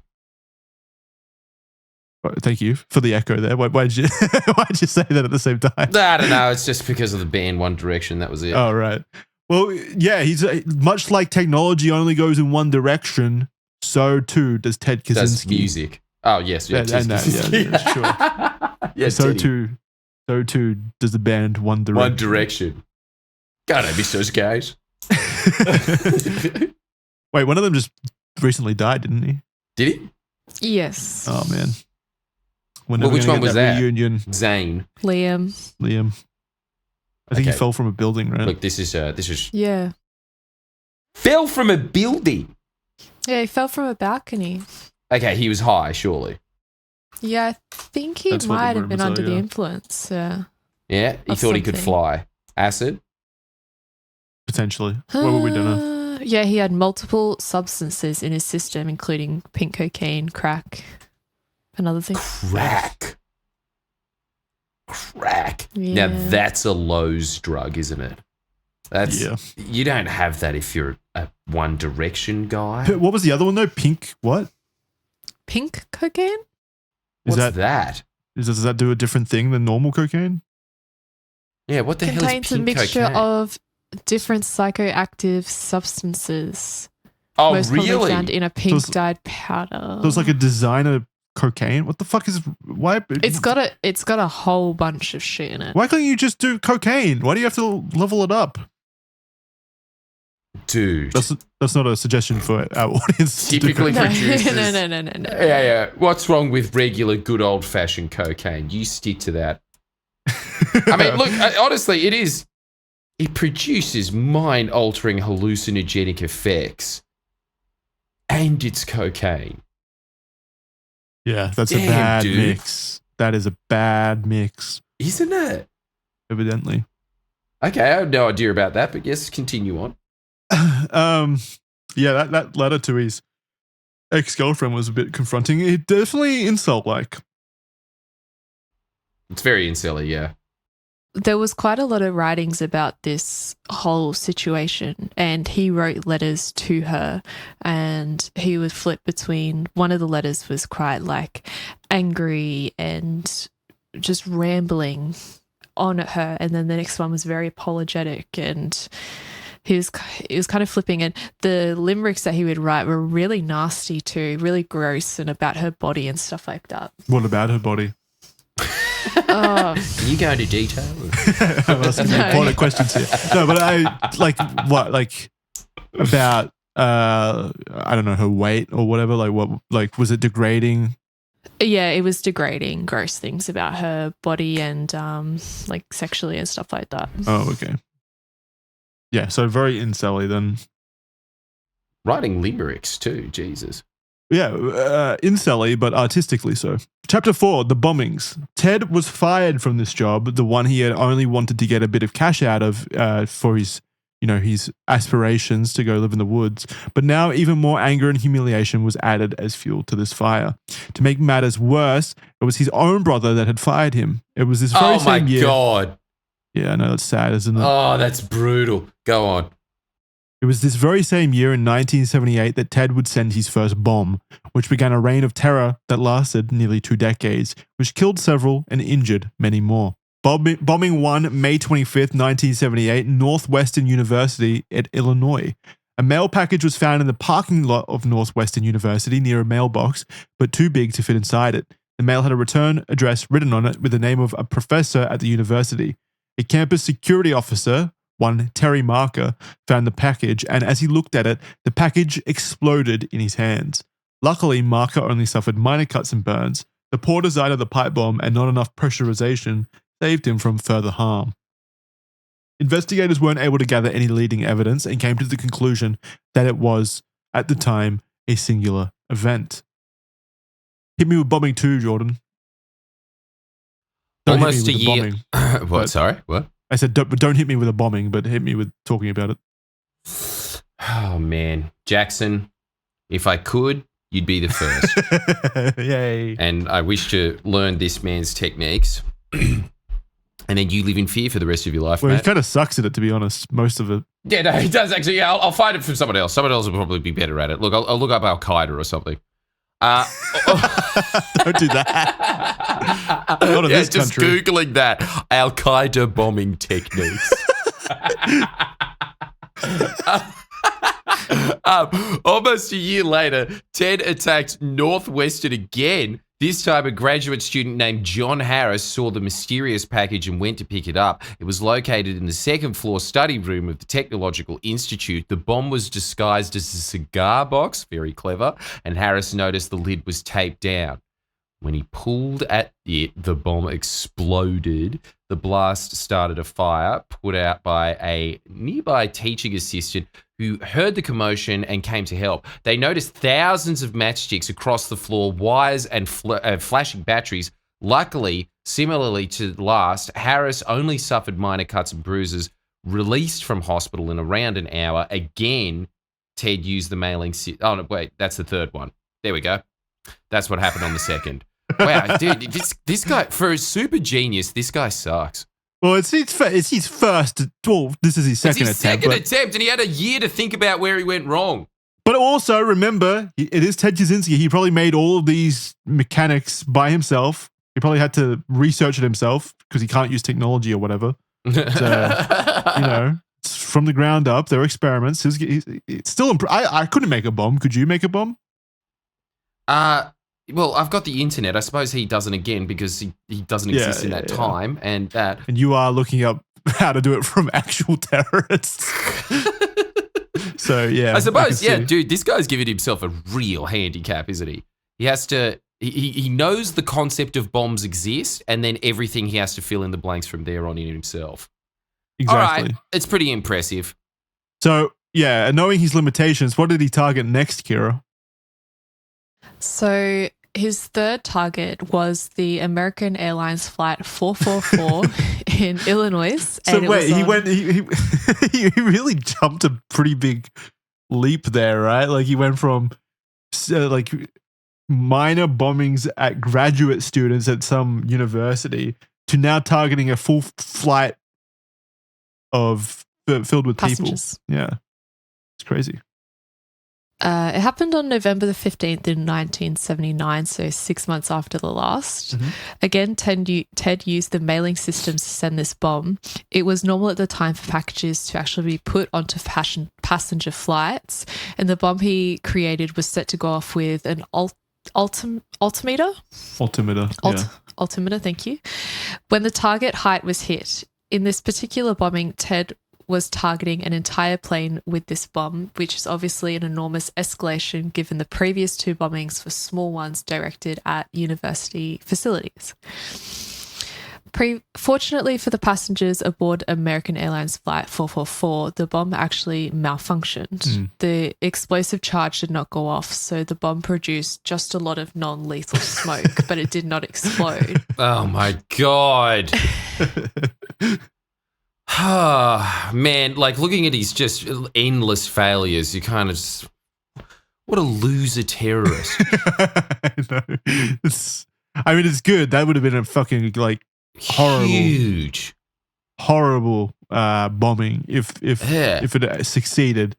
So thankfully he sucks at bombing. He didn't do it, but it's just like he's Wile E. Coyote and the society is Roadrunner. He doesn't get a shot. Well, he was trying to kill people at this time, right, Kira? He wasn't just playing around or anything. Yeah. Okay. In his journals, Ted showed no remorse or guilt for what he was doing. He was focusing on building better bombs and working on future plans. He actually wrote in his journals reflecting on this event, saying, "Late October, I mailed the package from Chicago as priority mail so it would go by air. Unfortunately, plane not destroyed, bomb too weak.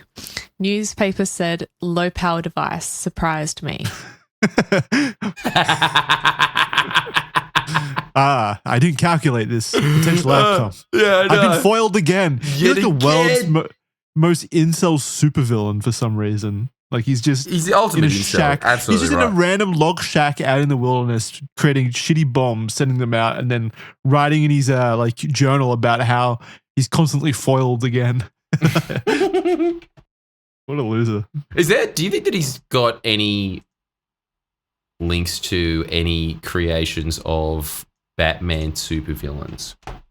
I mean, he's very recent compared to when those were created. You mean like modern villains? Maybe, I don't know.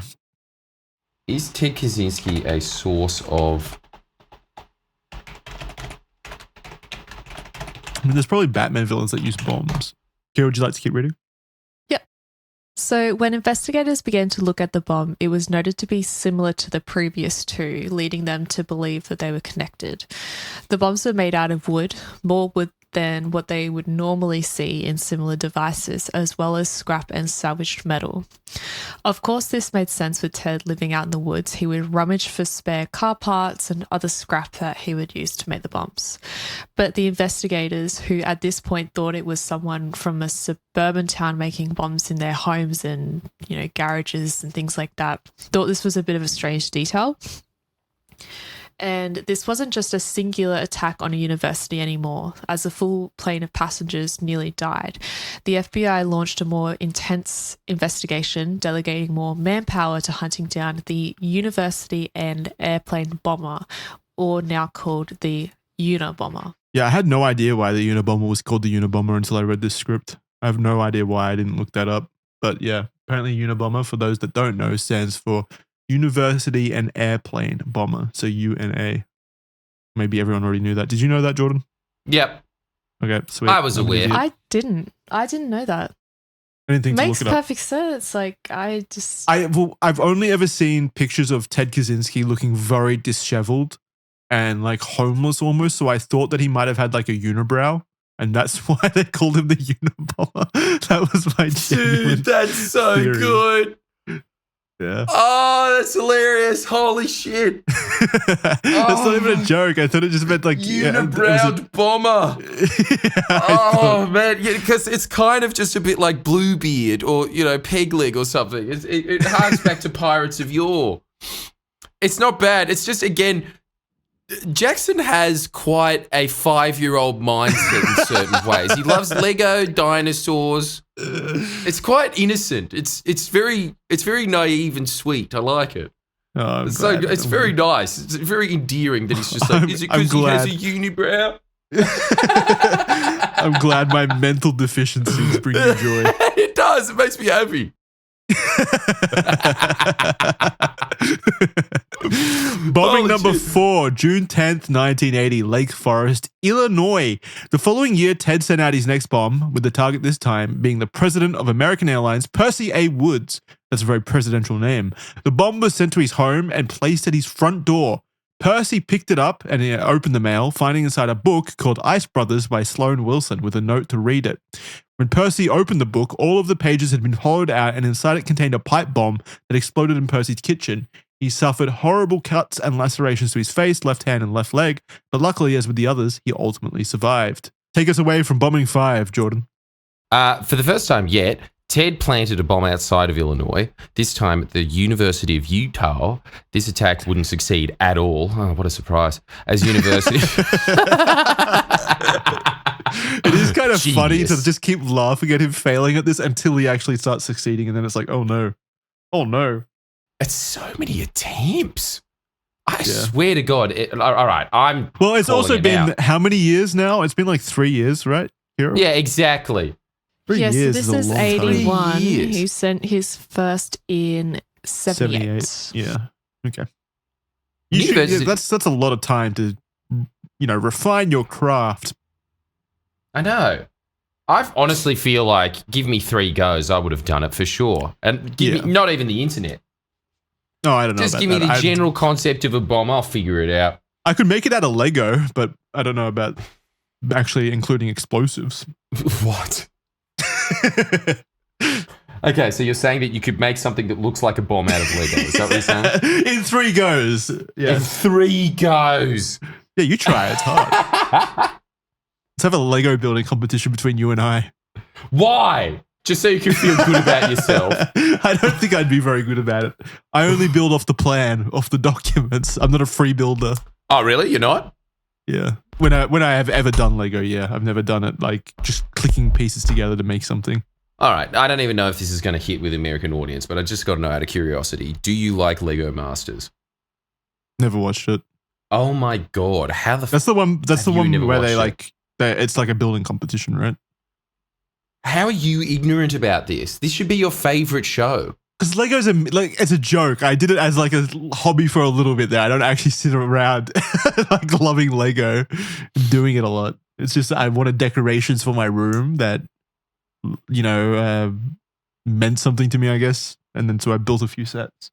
And that's it. And then you're just done after that. Okay, I've severely misunderstood what you were talking about then, because I thought that you were one of those guys that wastes every spare cent you have on rare models.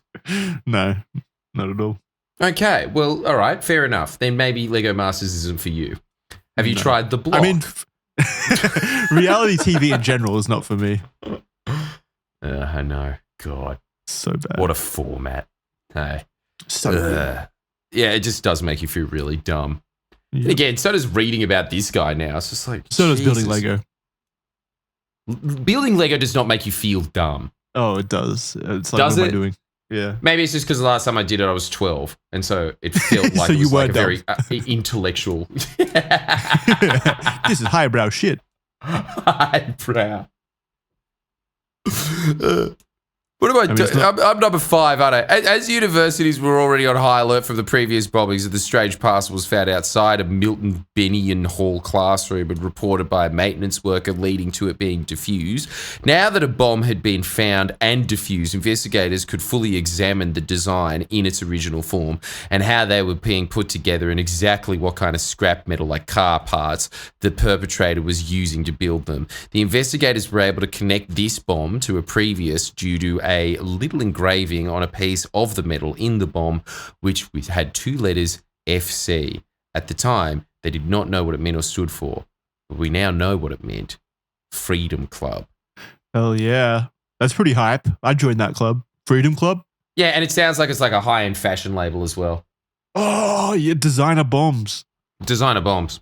Totally. Yeah. A subsidiary of Polo Ralph Lauren, don't you reckon? Freedom Club Something like bombs. that. Yeah, Freedom Club bombs. They don't work. It's just fashion. Oh, dude, that is so true. Yeah, actually, all style, no substance. Yeah, totally. Diffusing the fusion.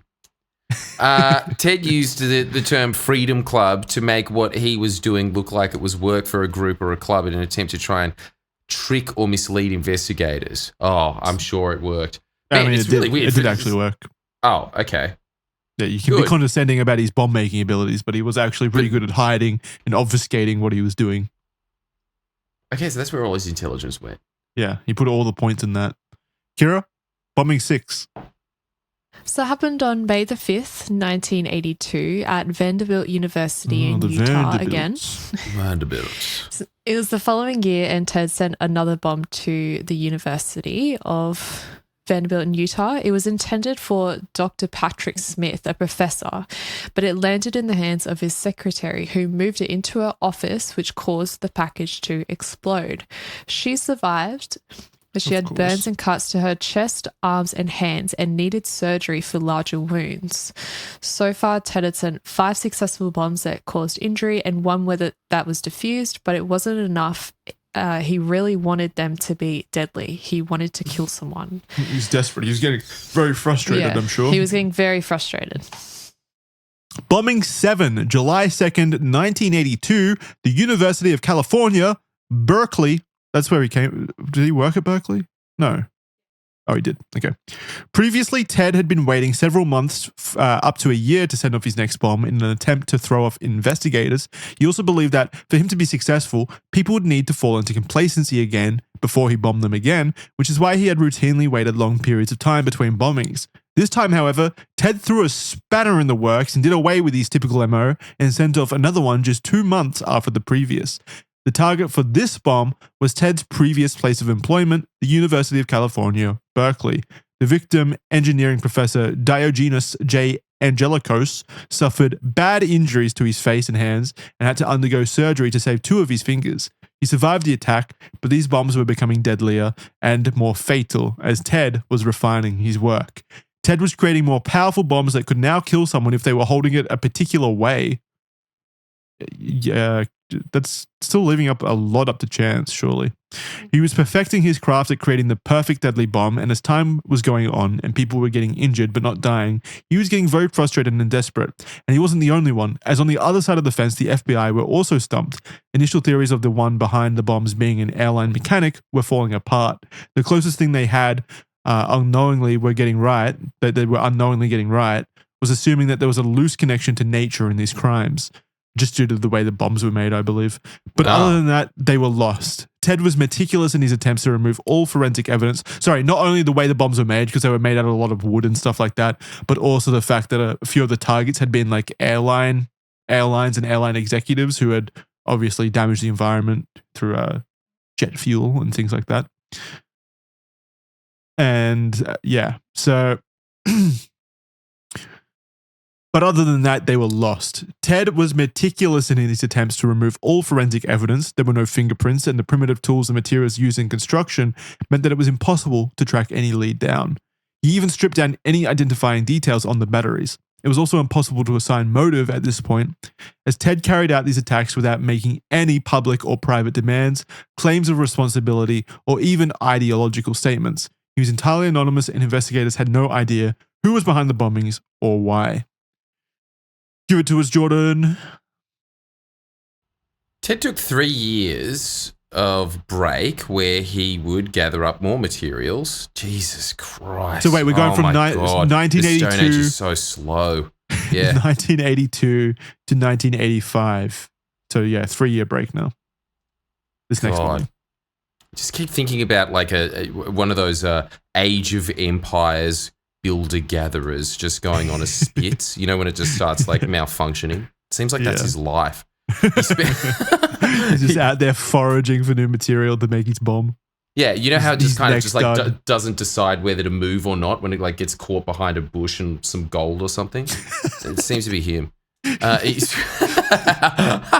spent the time planning his next attacks. These attacks would be a blitz of 4 bombs in the space of 8 months. The first was again sent to the University of California, Berkeley. It was found in a computer lab by a graduate student named John Hauser, who was actually a captain in the Air Force. He was severely injured, losing sight in one of his eyes, losing multiple fingers, and an artery in his arm was... yuck, I just really don't want to read that sentence. An artery in his arm was severed already. He lost multiple fingers. Why is that one worse? The artery in the arm? Yeah. Just sounds really important. Fingers, I guess they're important as well. Everything's he lost sight important in one of his eyes. He's 50% blind. Yeah, but that's just my entire life, so I don't have any sympathy for him there. The fingers... Are you blind? Huh? Are you blind? Yeah, I'm blind in one eye. Cats scratched at me when I was 10 months old. Oh, yeah, that's right. You told me about that. You don't look blind in one eye. Oh, sometimes I do. I can assure you that. Well, do you have contacts or something? No, it's just sometimes my eye decides to wander away and see what's happening elsewhere. What the fuck? That sounds terrifying. It is. It looks like I'm having like a vision of the future in one eye. Oh my God, that's so cool, actually. It's really not. It's just... Does it hurt? Do you have to snap it back into place? Putting it back into place hurts, I'll tell you that. It's just basic eye exercises. As long as you do them every day, it'll stay on track. But other than that, it gets bored. What the fuck? You're an alien. I'm an alien. Terrifying. There's no beating around completely it. blind in one eye? Is it complete blindness? It's not completely blind. It's like, look, if I shut off my good eye and I stare out now, everything's just blurry. That's what it's like. The cat There's no definition. Like, I can't read the screen at all. Huh? The cat would have had to have scratched pretty deep. Oh, and she did. It was a very good shot. No wonder you don't like cats. All right, I get it. No, yeah. It's just... yeah, exactly. Thank you. Can you blame me? I'd still get one of those weirdo Sphinx cats, but mostly for the freak show. Yeah, they're great. You like? Yeah, we have 2 of them. You know that. Oh, yeah, that's right. It's you. For whatever reason, I just saw another influencer that had them. And so I must have just mistaken. That's right. And so, yeah, you're a big fan of them. Yeah, I love our girls. But we also have a normal cat too. So we're just cat people. Yeah, but that other cat, come on, you're just not as fond of. Come on, let's be honest. No, we are. Don't say that. No, that other cat, she's my soul animal. Yeah. I have a tattoo. Soul animal? Why? Yeah. What, so the other two naked Sphinx freaks aren't? No, I love them all. She was a rescue. She was our first one. A quick off topic, she was a rescue, and I saw her in an RSPCA cage, and we locked eyes, and I turned to Jackson and I said, we're not leaving without her. Like, she is mine. I was like, fuck. All right. Why? Because you were there being like, I wanted the parrot. What, you wanted a different cat, did you, Jackson? No, we were just there to pick up, like, I don't know what we were there for. Like, we were getting food for something else, like pet food for something else, I think. Your mum's cat or something. Oh, yeah. We're picking up, like, cat food for my mum's animals or something like that. And then, I wasn't expecting it at the time. Let's just say that. Was that cat a psycho or no? No. No, she's lovely. She's great. They're all lovely. They've all got beautiful natures. You just had a bad experience with cats. No, it's not so much that. It's also, yes, definitely. I'm very jaded, but and I'm literally seeing it through a foggy lens. But I will say this: I would imagine that most pound animals would have some feral in them. So if you didn't get one, you're quite lucky. Yeah, definitely. No, I think she was a kitten at the time, right? She was about 1 year old, and yeah, she is not feral at all. We got very lucky. She's beautifully natured. She's just timid. She just hides a lot. She's timid and shy. But yeah, she's great. Where were we? 11th bombing, I think. No, I think it's me 9th. Is it you? 9th? Yeah. Okay, go for it. So many bombing attempts. Fuck. Go on, yeah. So this time, just under a month later, June 13th, 1985, Ted attacked the Boeing company in Washington. To Ted's frustration, this bomb was picked up by 2 supervised workers who noticed it as being suspicious, and the building evacuated and the bomb was again defused. Everyone was on high alert at the time. Investigators were able to thoroughly look at this bomb and compare it to earlier ones, noting that whoever was making them was becoming more precise and creating fail-safes to ensure the bomb would create destruction. Ted was also continuing to toy with authorities by creating false leads. When he sent off these bombs, he would hop on a bus and first stop at things like gas stations and other places, and he would actually go to the bathroom and collect DNA like hair and put them inside or on the bomb, so if it was ever found and tested, it would indicate that a different person was responsible, not him. See, that's pretty smart. It would lead him in the wrong direction. Yeah, that's smart. I respect it. Bombing number 10, November 15th, 1985, the University of Michigan in Michigan. Ted's next target was a psychologist at the University of Michigan named James McConnell, but instead it was opened by a worker for him named Nicholas Sweeney.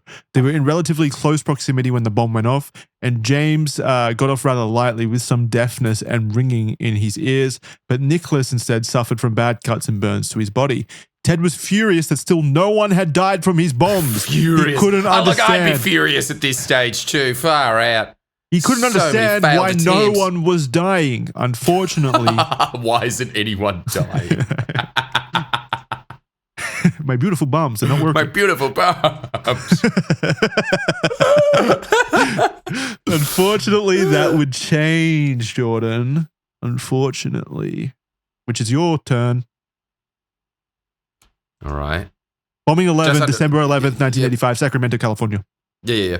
Ted traveled out to Sacramento, California, where he set his eyes on a computer shop, Rentec Computer Rentals. He attached his bomb to some wood, so much nature, and left it outside in the back to store, where a man by the name of Hugh Campbell Scrutton, a worker, went out to the back into the parking lot where he moved the junk, as he thought it was, and touched it, and the device exploded. Hugh flew 10 feet, could be heard crying, "Oh my God, help me." That's incredible. There's so many moments in this podcast that is someone humorously getting smacked or shot or exploded midair. That seems to be a real recurring theme of this. Huh? When has it happened before? Remember Frogman jumping into the river and getting shot midair? I'll never forget that. I didn't think Frogman would be making an entrance into this episode's lore, but yeah. Yeah, and yet here he is. What is with this? Yeah, it's like quite cartoonish. Acrobatics. I didn't realize that these things happen, that you can explode and then yell, help me. What do you think a bomb's going to do? Of course, that's the case. Yeah, but like flying midair and yelling, oh my God. Well, yeah, he sucks at making bombs. Of course, it's not going to kill him immediately. This is incredible. You know what he should be? This man should be hired in Hollywood to make fake bombs. That's like he's like basically created an involuntary stunt man. Well, I don't think he's going to be hired anymore, given he's now dead. Yeah, I know. What a wasted talent, eh? It's exactly what you said. YouTuber and stunt coordinator extraordinaire. There were different paths for Ted. Yeah. If only he believed. As he lay with lacerations across his entire body, having taken the full brunt of the bomb to his chest. He later died in hospital. Ted killed this hardworking family man, and he was pleased by it. And he was now don't you feel bad about joking about his last lines? Yeah, look, I do feel bad. Look, I feel bad, and plus, he's a nice-looking dude. He had his whole life ahead of it. He was just a worker at a fucking computer shop as well. Like, I don't know how you can take the moral high ground when you're just killing part of the masses that you claim to want to be helping. I don't know. I don't understand how that. He's not the one making the computers or the technology. You're just killing someone. Some guy. Yeah, like I could kind of understand the justification for like. I don't agree with it, obviously, but the justification on Ted Kacynski's part for going after people like Boeing executives and things like that, sure. Like, you're trying to take a stand against the system. They are an integral part of the system, sure. What the fuck? The part-time employee at Rentec Computer Rentals is not part of the system. He's not even adjacently, like, relative to the system. I think he's just like another killing, right? Yeah, it's... At the end of the day, it seemed like he was getting desperate. There's a big... Yes, there's a big intellectual justification over his insanity, but it seems like that's what he wants to do. And actually, from his perspective, I think that he's saying that everybody is a tacit player in that system. And so it doesn't really matter. It's actually a pretty Marxist way of looking at things, really, as in a CEO or something like that is really just playing a role within that system. There's no real... I really feel like he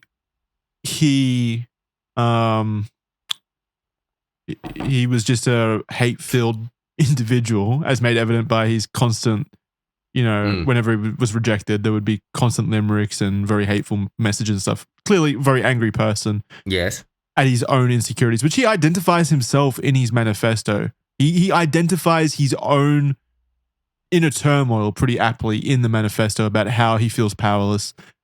He doesn't directly say that, but it's very clear that it applies to him as well. That he is incapable of feeling fulfilled, and so he's rage-filled, he's hate-filled, he wants to kill people, he wants to harm people, but he's also intelligent enough to know that he needs to be able to justify it to some certain degree for him to be able to live with himself. So yeah, sorry, go on. That's not a bad theory. Go on. Well, I'm just saying, like, that's why he targets people who he claims are part of the system. But I think if he was 50 IQ points lower, let's say, I think he would have been targeting people like Hugh Campbell Scruton from the very beginning, perhaps. Yeah. Actually, okay. No, look. It's starting to add up. It really is. It's really strange that I still don't get the link between intelligence and what are we on? Like attempt 11. Attempt number 11. Bombs are hard. I'm just going to boil it down to that. Bombs are hard. I don't know how to make bombs. Okay. I just thought that they wouldn't be that hard. Because like you get like libs in the western suburbs just being like, bro, I've got the fertilizer, let's go. Like it just so I just can't imagine it being that difficult. Previously, I don't know. I have no clue anything Bali about bombs. bombings just had one go and away they went. Yeah. Maybe it is. I don't know. Maybe I don't know. I don't know. Previously, the targets of Ted made sense as his twisted way of thinking. He was angry at professors and the companies for disrupting nature and getting in the way of the true meaning of living. But Hugh, a computer rental shop, this seemed out of pattern for him. As the investigators noted, was Ted becoming more manic and desperate? Later journal entries found writing that described the bombing that killed Scruton as a successful operation. He also wrote in a coded journal, excellent humane way to eliminate somebody. Excellent humane way. That's he fucking exploded in the air screaming out, God, please help me. That's not humane. Yeah, and then dying in hospital. I don't know why you would. I mean, if you're Again, really up to the bombs oomph, then yeah. Not at his level. Even then. Really? Then, if he wanted a humane way of killing people, surely he would just like overdose them somehow. Oh, I reckon going in an explosion would be pretty damn good if you're right in the blast zone, right? I have no clue. There's too much opportunity for it to go wrong and just be permanently kind of incapacitated. Yes. He probably never felt a thing, but I'm pretty sure Ted felt a thing. I'm pretty sure. You mean what's his name? Ted? No, not Ted. Hugh. Yeah. Hugh Scruton. $25,000 reward offered, rather flattering in a He is like a supervillain. So that was a quote by him. The quote reads, excellent, humane way to eliminate somebody. He probably never felt a thing. $25,000 reward offered, rather flattering, end quote. What a fucking supervillain. Again, it's very supervillainy. That's what I was saying. Surely there's a Marvel, but there's not, because he's just so unsuccessful. He's really not a supervillain. He's just a villain. He's really not good at his craft. Yeah, true. But then again, all supervillains aren't, are they? They always lose. True. In a log of the bombing experiments found in his cabin, Kaczynski described the bomb and noted the device detonated with very good results. Denoted with very good results. His words, not mine. What an idiot. Yeah, he sucks. Kira? So this is the 12th bomb on February the 20th, 1987 at Salt Lake City in Utah. He waited just over a year from his successful last bombing, and Ted now felt it was safe to target another. He traveled out to Salt Lake City in Utah, leaving the bomb this time in front of another computer shop owned by Gary White. Gary picked up the disguised explosive when it then went off in his hands. Lucky for Gary, the way he was holding the device meant that he survived, but he suffered terrible nerve damage to his arm and later had over 200 pieces of metal shrapnel removed from his body. Gary actually became a motivational speaker and teacher later in his life, talking about the unique, difficult, and complex emotions and trauma he endured. It's a very interesting fact that Gary actually formed an unlikely friendship with Ted's brother, David. Oh, really? Whoa. In 1998, so this is later on, David reached out and apologized on behalf of his family for what Ted did. And Gary replied, Ted's crimes don't represent the values of the entire Kacynzski family. You're not responsible to carry the burden of your brother's actions. Wow. You love motivational speakers, don't you? Oh, yeah, massively. They're my favorite people on earth. Why? They get me through my tough, awful life. Basically, though, that's pretty much actually the reason. Did they get you through your actual own experience with bombings? My own bombing experiences. Yes, I was the 13th non-victim of Ted Kacynzski. You have been bombed. Firebombs are still bombs. Oh, yeah. Yeah, I suppose it technically counts, doesn't it? It really, like, again, it's just like, look, is a Molotov cocktail a bomb? That's what I'd like to know. Is it? It's called firebomb. Yes. No, all right. Yes, I suppose that is the, yeah, fair enough. Yeah. Maybe not in like, it's a scale, but I think it still counts as a bomb. When you throw a Molotov cocktail, it also explodes, right? Because of the ignition between the fluid and the flame. Like that creates an explosion. Yeah. It's an explosion that spreads the flames around. See, this is why Ted's got to be a dumbass. Like, if you really wanted to inflict damage, just chuck cocktails everywhere. It's so easy. This just in, firebombing victim yeah. describes how more people should firebomb. Yeah, take my advice, dude. It works. It terrified me. Holy fuck. Yeah, honestly, that's incredible. I have some pointers for this dead man posthumously. I really do. It's just like he's really overthinking it. That's his problem, I think. Too much of a genius. Oh, yeah. Trying to re-scramble the egg. Can't do it. Just do what works. Maybe Molotov cocktails are harder to create from scratch without any knowledge. He has to make alcohol. He has to make the glass. Oh, actually, okay. Yeah, that's a lot of manufacturing involved in that. That's too much. Easy to make a bomb from scratch, I guess. Kira? Okay, so something monumental actually occurred during this particular bombing. For the first time in all of these years, a worker inside the shop, actually saw Ted place the bomb down in front of Gary's computer. Oh, he's getting sloppy. Sloppy Ted. The only reason Gary went out to collect the package was because the worker remarked that someone had delivered it. This was a big break in the case as the investigators waited no time and created wanting posters drawn from sketches and identifiable information the woman shared with them. While she got most of the information right, like he was a white male, approximate age and things like that, she did get his hair color wrong, saying it was blonde reddish when Ted actually had brown hair. This may have caused witness. Sloppy witness.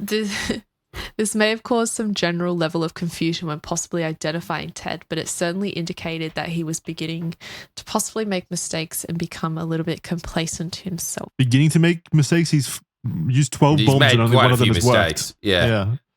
We have that infamous sketch. Yeah, here's the sketch of him. Infamous, like Kira just said. Tim in a hoodie wearing glasses. I've heard that this is a very popular Halloween costume for people. That's incredible. That's so good. Especially because, look, it's a pretty easy one to do. I can pretty much pull that off right now with the tools in front of me. And also... just like Ted would. Just like Teddy. It's also... It's also very... Look, he's really missed his calling in life. I'm telling you, Molotov cocktails, he looks like a guy that would throw Molotovs. Stop endorsing Molotov cocktails. So weird for me to be doing it. Yeah. I know. Bombing 13, June 22nd, 1993, at Tiburon, California. Teddy goes west. Being spotted at the crime scene must have scared Ted because he waited 6 years before striking again. The public were probably feeling complacent. The police, who really were no closer to catching Ted, thought that his spree might finally be over. But Ted, even with the scare from years earlier, still wanted more. He continued life as normal during this time. No one that he regularly encountered, the people near him, the people at the local nearby town, suspected anything. During this period of time, he wrote about feeling burned out, and he questioned if the actions he was making were actually making a difference at all. He described being nervous and how the sightings had shook him and made him feel exposed, which explains the 6-year break. During this break, though, he also began intensely writing and articulating his anti-technology philosophy, which would later become the famous manifesto he is now known for. Well, in addition to the bombings, which was called Industrial Society and Its Future. He began to see ideological warfare through writing as possibly more impactful than just bombing alone. He was also becoming more withdrawn from his family, however. During this time, his brother David actually got married to a woman named Linda. Ted sent them numerous awful and aggressive letters explaining how much he hated Linda and that they should not get married. But he never actually even met her. He simply saw the marriage, as the ultimate betrayal that David got to experience happiness and Ted did not. After David very incel. After David and Linda got married, there was an almost complete communication cut off by Ted. During this 6-year period of time, Ted's father was also diagnosed with terminal lung cancer. It was 1990 at the time of the cancer diagnosis, and a family meeting was held, minus Ted. Only a few short months later in the same year, Ted and David's father took his own life. And then we have a legal analyst, Liz Whale, weighing in on Ted and David here. Quote, "It was seen as a total abandonment of the brotherhood, and that was really hard on the younger Kacynzski, who looked up to his older brother." So Ted's the older one, right, Kira? Ted's the older one. Yeah. There really seemed to be a big sense of brotherhood between the two, because even though they lived together in the cabin for a while there at the start, I believe they were building it together. Yeah, right. And they worked together. I think they worked together. David, even throughout the life and. He knew Ted was a bit different, but he still admired him. He still loved him, and he had that sense of brotherhood and loyalty. And then Ted also relied on, I think, David's love for him and maybe used that to his own benefit. But I think, and like manipulation, and he'd ask David for money and things like that. Yeah. And I think that him getting married, it was really, it was like the ultimate betrayal for him. Because his brother got to experience happiness and stuff, whereas he's out in a log cabin in the woods, in a log cabin making depressing bombs that don't actually do anything. Not just that though. I think was also a relationship was more important than their brotherhood. Right. Oh, okay. Left behind. Yeah. I think there was also that like abandonment again. There was someone who was more important and now is going to be put first over him and their relationship that they had. I think. Yeah, that makes sense. What's always funny to me, well, not funny, but like what's interesting to me is Ted speaks about how the living on your own out in the woods obviously makes you extremely happy. And like self-sustainability and all that makes you very happy. I'm going to ask you guys, does Ted seem like a happy guy? To me, he seems pretty miserable. Not happy. Yeah. The woods, I don't think, are doing the trick, really. I don't think that he really is experiencing happiness, as he says. There was a quote from above where he talked about, I think, was it Jane Austen, the author, who described how happiness is in the pursuit of. Yeah. But I really don't think he's happy in the pursuit of anything, and I don't think he's happy experiencing anything at the time. I think he's just a manic, depressed person trying to rationalize his own hateful mood swings, basically. Manic depressive. Now, that's something that I didn't think about before, but maybe. Well, I think there was some claims that he was schizophrenic as well, but I don't know if that was actually proved or anything. Yeah, I don't know how schizophrenia works. I don't know how anything works. I don't know how bombs work. I don't know how mental illness works. You barely seem to know how Lego works and whether you like it or not. There's a lot of holes in your story, I've got to say. Like, pretty much all that we've gathered is that, like, Kira likes fucking sourdough bread and you like cats, and that's about it. Hey, I also love cats. And you want to encourage more people to firebomb. That's all. And more firebombings, less manufacturing sophisticated bombs. Just go back to the basics, everyone.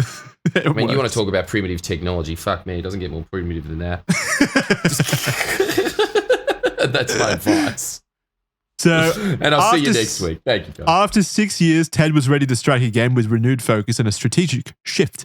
On the 22nd of July, 1993, Ted mailed a bomb to the home of Charles Epstein. Why does this keep happening? Why does he keep showing up in every single? How? Even when it's not. Okay. Ted mailed a bomb to the home of Charles Epstein. No apparent relation, but there is an interesting conspiracy theory that Ted Kacynzski was Jeffrey Epstein's math teacher, though we couldn't find any evidence of this. Zero evidence. I think I literally just very interesting. Huh? I found it on r/conspiracy, like people talking about it and claiming that he was his math teacher. Oh, yeah. Well, it's got to be true. Yep. That's enough evidence for me. It's incredible that Epstein keeps showing up even when I don't write an intro about it. You're trying. I know. It's crazy. There was an episode, I think MK Ultra, that he also just showed up randomly in the story. He just keeps popping up. Charles, an American geneticist, survived the explosion but lost multiple fingers and caused injury to his abdominal, and also he received partial hearing loss from the explosion. Jordan, bombing 14.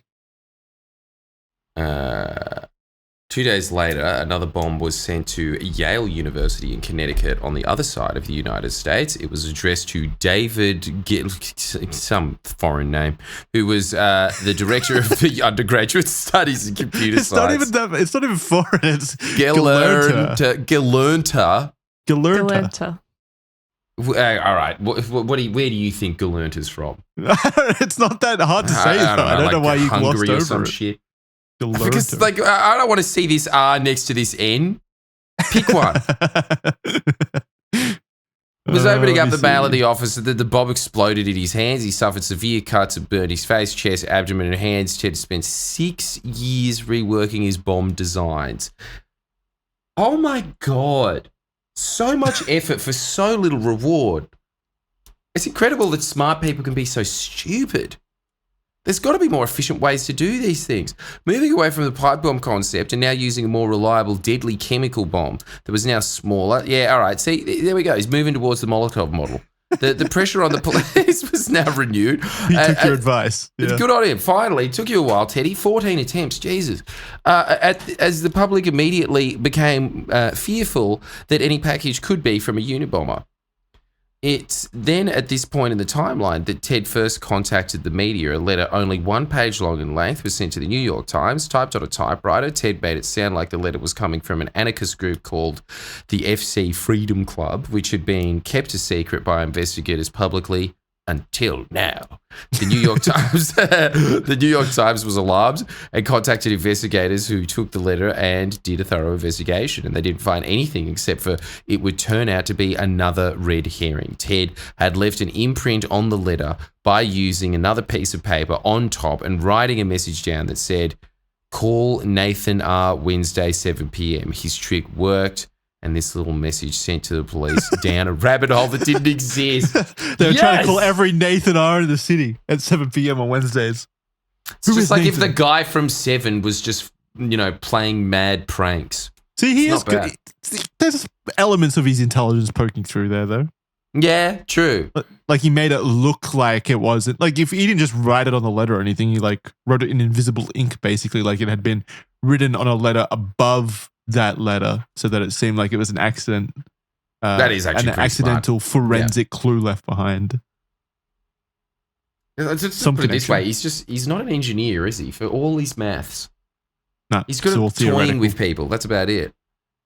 There was something else too. Pretty good limerick writer. There was something else too, a secret code that he would use when he'd write again so that the police and the media knew that it was the Unabomber sending a letter. Okay. Of course, yeah. Yeah, no, it was pretty impressive. All right, Kira. So, bomb 15th on the 10th of December 1994 in North Caldwell, New Jersey.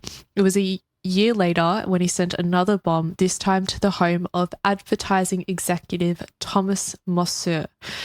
Thomas wasn't necessarily well liked as he was involved with salvaging the image of Exxon after their significant damage to the environment with the 1989 oil spill. Mosser was home with his family when he stepped into his office to open the package and the bomb went off and Mosser died instantly. Luckily, his wife and his 2 children, aged 13 and 15 months at the time, survived. 4 months after this attack, another letter was sent to the New York Times. Ted, still disguised as FC or the Freedom Club, told the media that if they published his now infamous but then unknown manifesto, Industrial Society and Its Future, he would stop his reign of terror, though he purported that he would still ultimately attack property. So he's saying, if you release my manifesto to the people, I will stop killing people, but I'll still attack property. Yeah, I mean, fair. Fair. Bombing 16, April 24th, 1995, Sacramento, California. This would be Ted's final attack. What it has all come to. The penultimate. Wait, is penultimate? Penultimate's the one before the final one, isn't it? Yeah. No, never mind. The ultimate attack. Ted sent a bomb to the recently retired president of the California Forestry Association, Bill Dennison. I don't know who that is. Ted most likely did. What? Yeah. What the fuck? I thought it was going to be like the president or something. Like he's perfected his craft. He's now made bombs that can kill. Bill Dennison, I guess. Recently retired. Recently retired. What a target. Ted most likely did not know he was not the current president. When the package arrived at the office, a lobbyist named Gilbert Murray opened the package. A different female employee was originally opening the package, but Gilbert offered to help her, ultimately leading to a huge explosion and his death. Ted's bombs had, at this point, been perfected, and he was now an enormous danger to those he sent mail to. Took 16 bombs. He was now responsible for 3 deaths, but this would fortunately, in the end, be his final bomb. Oh, Ted. He finally actually started to make bombs, but he ran out of time. Chapter 5, The End for the Unabomber. A few weeks after this attack, Ted sent another letter to the New York Times. He wanted to incite as much fear as he could in an attempt to get what he desperately wanted. The letter said that he planned to blow up a random passenger plane leaving New York around the 4th of July weekend. Ted did not actually plan on doing this, but his threat worked and sent law enforcement into a justified panic, with the US mail service even suggesting that packages could stop being sent by air to try to eliminate the risk. They didn't stop airmail, but extra manpower was invested in searching and checking everything prior and throughout the 4th of July, which came and went without any explosion. Typical prankster Ted, just wanted to goof around. 5 versions of the manifesto were typed out by Ted and sent to different media outlets, again repeating that the terror would be over if they simply just published it. The FBI were left with a bit of a dilemma here, as they knew that bending to a terrorist's demands often never ended well. However, they had very little information to go on and were truthfully no closer to catching the Unabomber than they were when the attacks first started. But this manifesto that they now had, written by a man or group as they thought at the time, that they needed to catch, was now seen as an opportunity. If it was published, someone might recognize the style of writing or thinking, and it may result in a solid and truthfully only lead. Thus, publishing the manifesto actually served both the investigators and Ted Kacynzski now. There was a lot of weighing the pros and cons, but in the end, and due to very little other investigative options at their disposal, the FBI decided to publish the manifesto in the hopes that it could lead to the Unabomber's capture. On September 19th, 1995, the New York Times and Washington Post published a 35,000-worded manifesto. The manifesto talks about the destructive effects of technology, how it destroys freedom, how it leads to psychological and physical suffering, and how it has ultimately harmed us as human beings. He talks about the Industrial Revolution, the terrible effects on the human race, creating a system that inhibits freedom and destroys nature.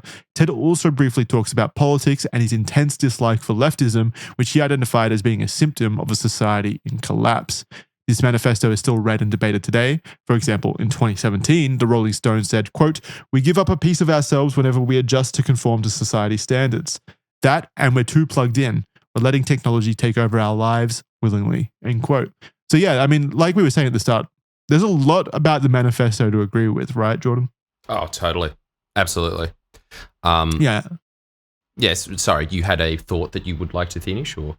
I was going to say there's a gut reaction, rightfully so, that whenever you see a manifesto from a guy that has sent 16 bombs and killed a bunch of people, injured way more, that you just vehemently want to, disagree with whatever he has to say, just because obviously detestable person. But even detestable people can be correct sometimes and make salient points, which I think is important to understand. No, yes. Well, I think that that's very much a product of their times. Is there any mass murderers or serial killers since these days that really have done it? I think that the other one, I suppose, Luigi Mangione, he's not a mass killer. He did one. I suppose it still matters because he's making a political statement. Yeah, and he was caught before. Well, they're very of their time, aren't they? All of them. They're all making statements around their time. So he's just like making a statement about the healthcare system. Unabomber's making a statement about the system. The system. Charles Manson, same thing, trying to like bring upon like this new age of enlightenment, man.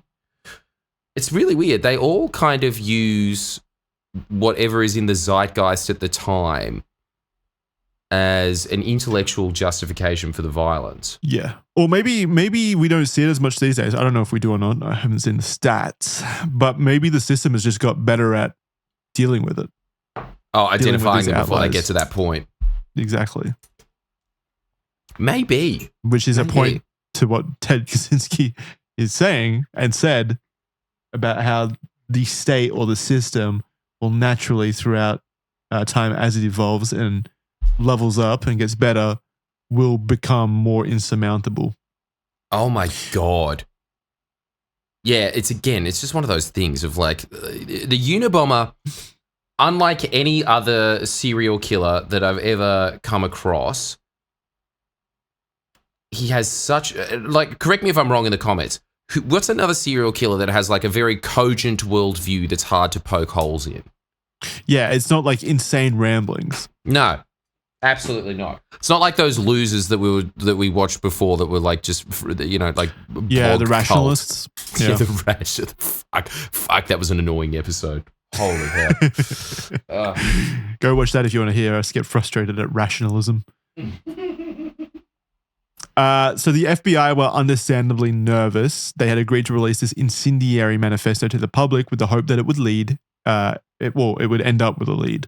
Fortunately for them, it did. Ted's manifesto led to his capture, and it came from close to home. Ted's brother David and his now wife Linda were living their own lives. They'd been entirely disconnected from Ted for several years now. Based on her previous experience with Ted's angry and aggressive letters, Linda did not have positive feelings towards him. She thought of Ted as a weird, hateful, and strange person. This opinion was also based on the stories David would share of their childhood and Ted's worldviews. David was conflicted when it came towards Ted. He still wanted his older brother's love, and he still cared for Ted, no matter how much he disagreed with him. Neither of the two were even aware of the Unabomber at all. Did I say Unabomber? I think you did, yes. I'm pretty sure you said Unibummer. Can we call him the Unibummer? New character added. It is a Unibummer at this point. Honestly, he deserves to be a Unibummer more than a bomber. He was much more successful at being a bummer. He really was. So I think you fucking nailed it, inadvertently. You're absolutely right. I don't know why he isn't called that. Instinctually, I was correct. Exactly. Neither of the two were even aware of the Unibummer at all up until this point. It wasn't until it began to come up in the newspaper when he returned from his 6-year hiatus in 1993 that they learned of this destructive bomber terrorist. Linda, a professor in philosophy, heard about the manifesto. After reading it, a growing sense of worry filled her gut.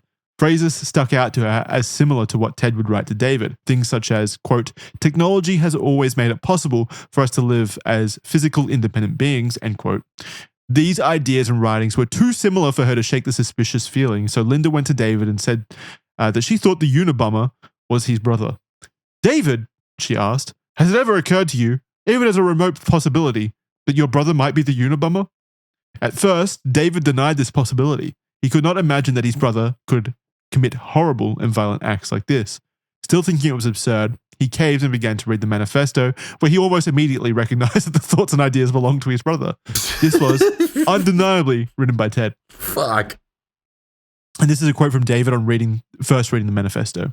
Quote, I thought I was going to read the first page of this, turn to Linda and say, see, I told you so. But on an emotional level, it just sounded like my brother's voice. You know, it sounded like the way he argued, the way he talked, the way he expressed an idea, end quote. David went to see, what if it was David all along and he just framed poor Ted Kacynzski? I mean, look, I don't even want to know what that guy's IQ would be if that's the case. That's very clever. You thought Ted was smart. Yeah, I know. This guy went out of his way. 2.0. This guy, David actually has a 280 IQ where he made shit bombs on purpose to make Ted look stupid. Man, it's really taking sibling rivalry to another level. Hey? It's like, just like maybe you should give it up. Yes, he got to play the Nintendo more as a kid. David went to see their mother, who had kept many of Ted's old writings in storage. There were letters, journals, reports, all echoing the same thoughts and feelings written in the manifesto. Why he hated technology and where it was heading, some sentences were almost word for word. This was surely heartbreaking for David, who always looked up and admired his older brother. He knew Ted struggled socially and had some strange views, and even put his foot down and fired Ted when he overstepped boundaries in their workplace. But David did not know how far along this path Ted had gone, and knew despite loving his brother, he needed to do the right thing. David and Linda hired a private investigator, Susan Swanson, to keep an eye on Ted and his movements, while they hired an attorney to begin talking to the FBI. There was a $1 million reward for helping capture the Unabomber, so Ted and Linda knew that the FBI was probably going through thousands of sent-in tips, so they hoped their attorney would make it easier for them to get in contact. But when the FBI compared Ted's earlier writings to the manifesto, it was almost certain that they were written by the same person. David really wanted to remain anonymous throughout the whole ordeal, telling the FBI he would help them, but he didn't want it to leak who put the tip in on Ted. The FBI were now working to gather more evidence against Ted when the story got leaked to SBS News in 1996. Wow. CBS alerted the FBI that they were going to run the story, and everything was whipped up into an immediate frenzy. The FBI knew that Ted would most likely run when he saw the story, so they told SBS that they needed 1 day or 24 hours to get into position to capture him. Things kicked into action immediately, with the FBI pressuring a Montana judge to sign a search warrant. Upon receiving the warrant, a full task force was sent to the area to apprehend Ted. They had been slowly surveying the area, checking the woods for explosives, and getting neighbors to take photos of Ted's property so they could assess the situation before invading his homestead. Especially, like, I'm pretty sure Ruby Ridge was before this as well. Like, there were a lot of different situations in America where, like, the FBI, the ATF, things like that had invaded people's houses to arrest them, but the operations had gone horribly and they had inadvertently killed a bunch of innocent people in the process. They were probably very, nervous about this situation. On April 3rd, 1996, hidden FBI agents surrounded the forest while a sheriff and 2 agents in plain clothes walked to Ted's property and knocked. The apprehensive Ted opened the door, peeking out at them with suspicious eyes. They told Ted they were from a drilling company that were dealing with a property line dispute and required his help outlining his property. As soon as he stepped outside, he was grabbed and arrested. Nice cover, boys. Yeah, that was pretty easy. Why don't you do that every single time? Yeah, it's so much far out. Everybody was just so much dumber back then, weren't they? Well, this was like bombers, this was approaching cops. 2000. Yeah. Okay. Yeah. Now that I'm looking at the photos, that does make sense. The first one looks kind of 70s. Yeah. The second one, on the other hand, I do like the disguise. It does look like in that cowboy hat is a hidden camera. They're very good. Especially like that guy looks like a cartoon of a cowboy. Yeah, he fits cool the role perfectly. He looks cool as fuck. I wish I was that. I want to be that eventually. Yeah, and then the other guy just looks like a pedo, don't you reckon? Who, Ted Kacynzski? As soon as someone has the deer hunter hat. No, not Ted Kacynzski. Ted looks like what he is, which is a madman. He looks like a nut. Yeah, he looks crazy and very unwashed. Oh, yeah. And also, you know what else he looks like? Sideshow Bob. Yeah, on that left picture there, I'm very confused. Oh is my it God, a wig? Yes. His hair is crazy. Is that not a wig? Am I crazy? And the nose. He's also got Sideshow Bob's nose. Yeah, he looks like a cartoon character there. Yeah, they all do. All 3 of them do. What is reality? Except the pedo, huh? I'm getting confused. What is this? This is a made-up world that we're looking into right now. It really is. Of cartoon characters. Yep. I suppose that's really what happens, though. Look, I know this from experience. You meet a lot of cops, and they are kind of cartoony. I suppose it's just entering the criminal world. It's just all fun and games. Yeah, it's all fun and games. Yes, all fun and games, all of it. And then like, but God, it's really strange looking at that photo. I really can't get over it. It's just like these are people that fit their roles perfectly in life. Yeah, crazy. Couldn't have been anything else. Sheriff cowboy. Pedo with pedo glasses. Pedo glasses, but probably disguised pedo. Disguised as a pedo. Oh right. And that's it's incredible. So in Ted's cabin, they found numerous bomb-making materials, thousands and thousands of journal pages, some written in English and some even Spanish, and also a special code. On top of this, a live bomb was also found in the cabin. Why was he living with a live bomb? Just in case? I guess. It was getting ready to send on. Oh, right. So because he lied when he said that they published a manifesto, he wouldn't send a bomb. Right. He was lying. Yeah, so he was still making bombs. But live bomb means that it's ready to explode, right? That's what live means. Yeah, they had to defuse it. So he was just living with a live bomb. Like, surely making it live is like one of the last things you do before you then send it. You don't just like sleep with a live bomb in your house, surely, right? Maybe that's just how close they got to him sending it off. Maybe. Yeah, true. Good point. Yeah, okay. So the next day, the story ran, and after 16 years of fear and a $50 million search later, the public finally knew the Unabomber's identity. Unfortunately, however, they also found out who put the tip in, as David's name also got leaked. Oh man, he did the right thing, and you did that to David? That's fucked up. He immediately got swarmed with media and onlookers. When Ted was told it was David who turned him in, he did not believe it at first, declaring that it couldn't have been his brother, as his brother loved him. Man, that's sad. Oh, really? Is that what he said? Do you have a brother? No. Do you have a sister? No. Not to my knowledge. I mean, my dad slept around a lot, so I'm not sure. But you're not going to rule anything out. Yeah, not ruling anything out. What are our brother and sister counts between you two? I have one brother. I have three. And Kira, you got 3 brothers. Yeah. Yeah. Jesus, were you a Mormon or something? No, I was a surprise. Huh? I was a surprise. They're all a lot older than me. Oh, okay. It was we didn't know we could still make babies kind of situation. You proved them wrong. Yeah. Oh no. Ted was changed. Ted was charged with 13. He was changed out of his diapers. Fuck. I mean, maybe he looks like it. Definitely. Ted was charged with 13 federal charges. 10 of these charges were based around bomb-related activities, and 3 to the murders themselves.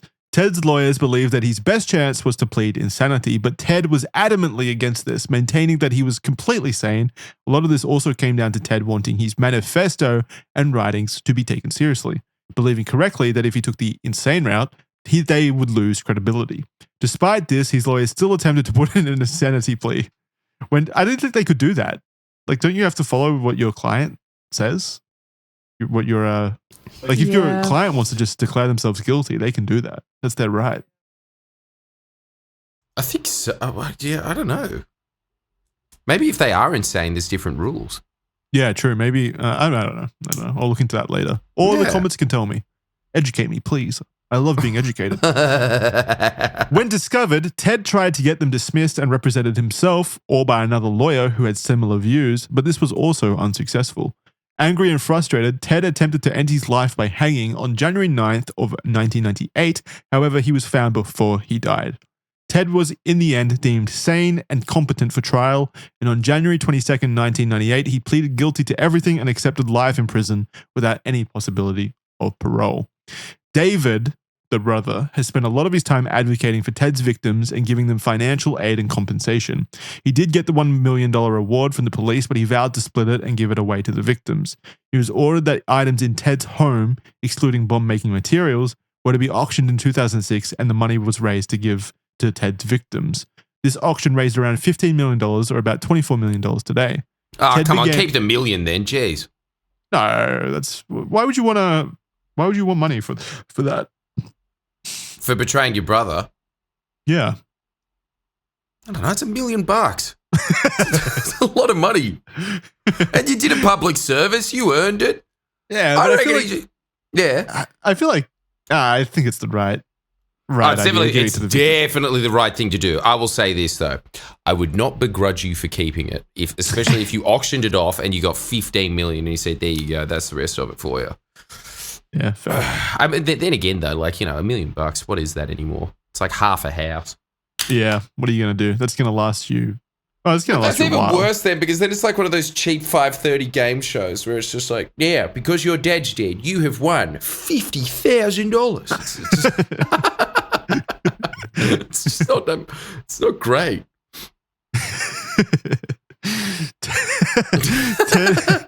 Ted began his life imprisonment where he was sent to ADX Florence, which is a Supermax prison in Colorado.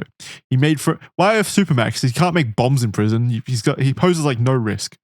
He wasn't even good at making bombs in the first place. No, someone that looks like Sideshow Bob and is a supervillain has to go to a Supermax. I'm sorry.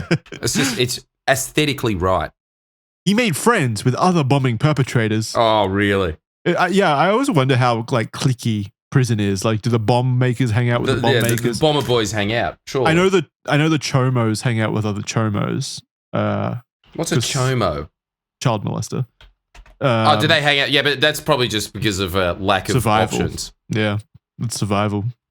But chomos hang out in their own little prisons, don't they? Or little wings of prisons. Yeah, I think they have like protected wings for people that will get shanked and killed in, open incarceration. And so Unabomer was safe. Well, yeah, he didn't do that kind of stuff. He probably got a lot of respect in there, honestly, from other bomb makers. He made friends with other bombing perpetrators and would write back not to media or reporters, but to people who had similar views. There is a section in the University of Michigan Special Collections Library that has letters from Ted corresponding with over 400 people after arrest, which remains to this day very popular. In 2012, he was sent an inquiry from Harvard about the 50th reunion of the class of 1962. No. Will you make it? RSVP. What? Ted Kacynzski. He responded and listed his occupation as prisoner and his life sentences as his rewards. Oh my God, King! Holy hell. Yeah. Dude, who does that? What a hard. pimp move to write to Harvard. And be like, my greatest You can do it accomplishment too. was my life imprisonment. Yeah. What did you end up being? Evil genius. It's not a bad title. I mean, how many people can say that? I mean, a lot of people, but they all live in the Evil same genius? place. The same supermax prison. Yeah. In March of 2021, Ted was diagnosed with rectal cancer. That took a turn. Well, what a And way he was- to go. And he was, that's not a very supervillain way of going. Unceremonious. Yeah, I know, it's really not, eh? Rectal cancer. And he was moved to a federal medical center prison by December, where he then received regular chemotherapy. By March 2023, Ted requested that all of the medical interventions stop as the side effects were becoming unbearable and not worth the pain when it was clear that he was going to die regardless.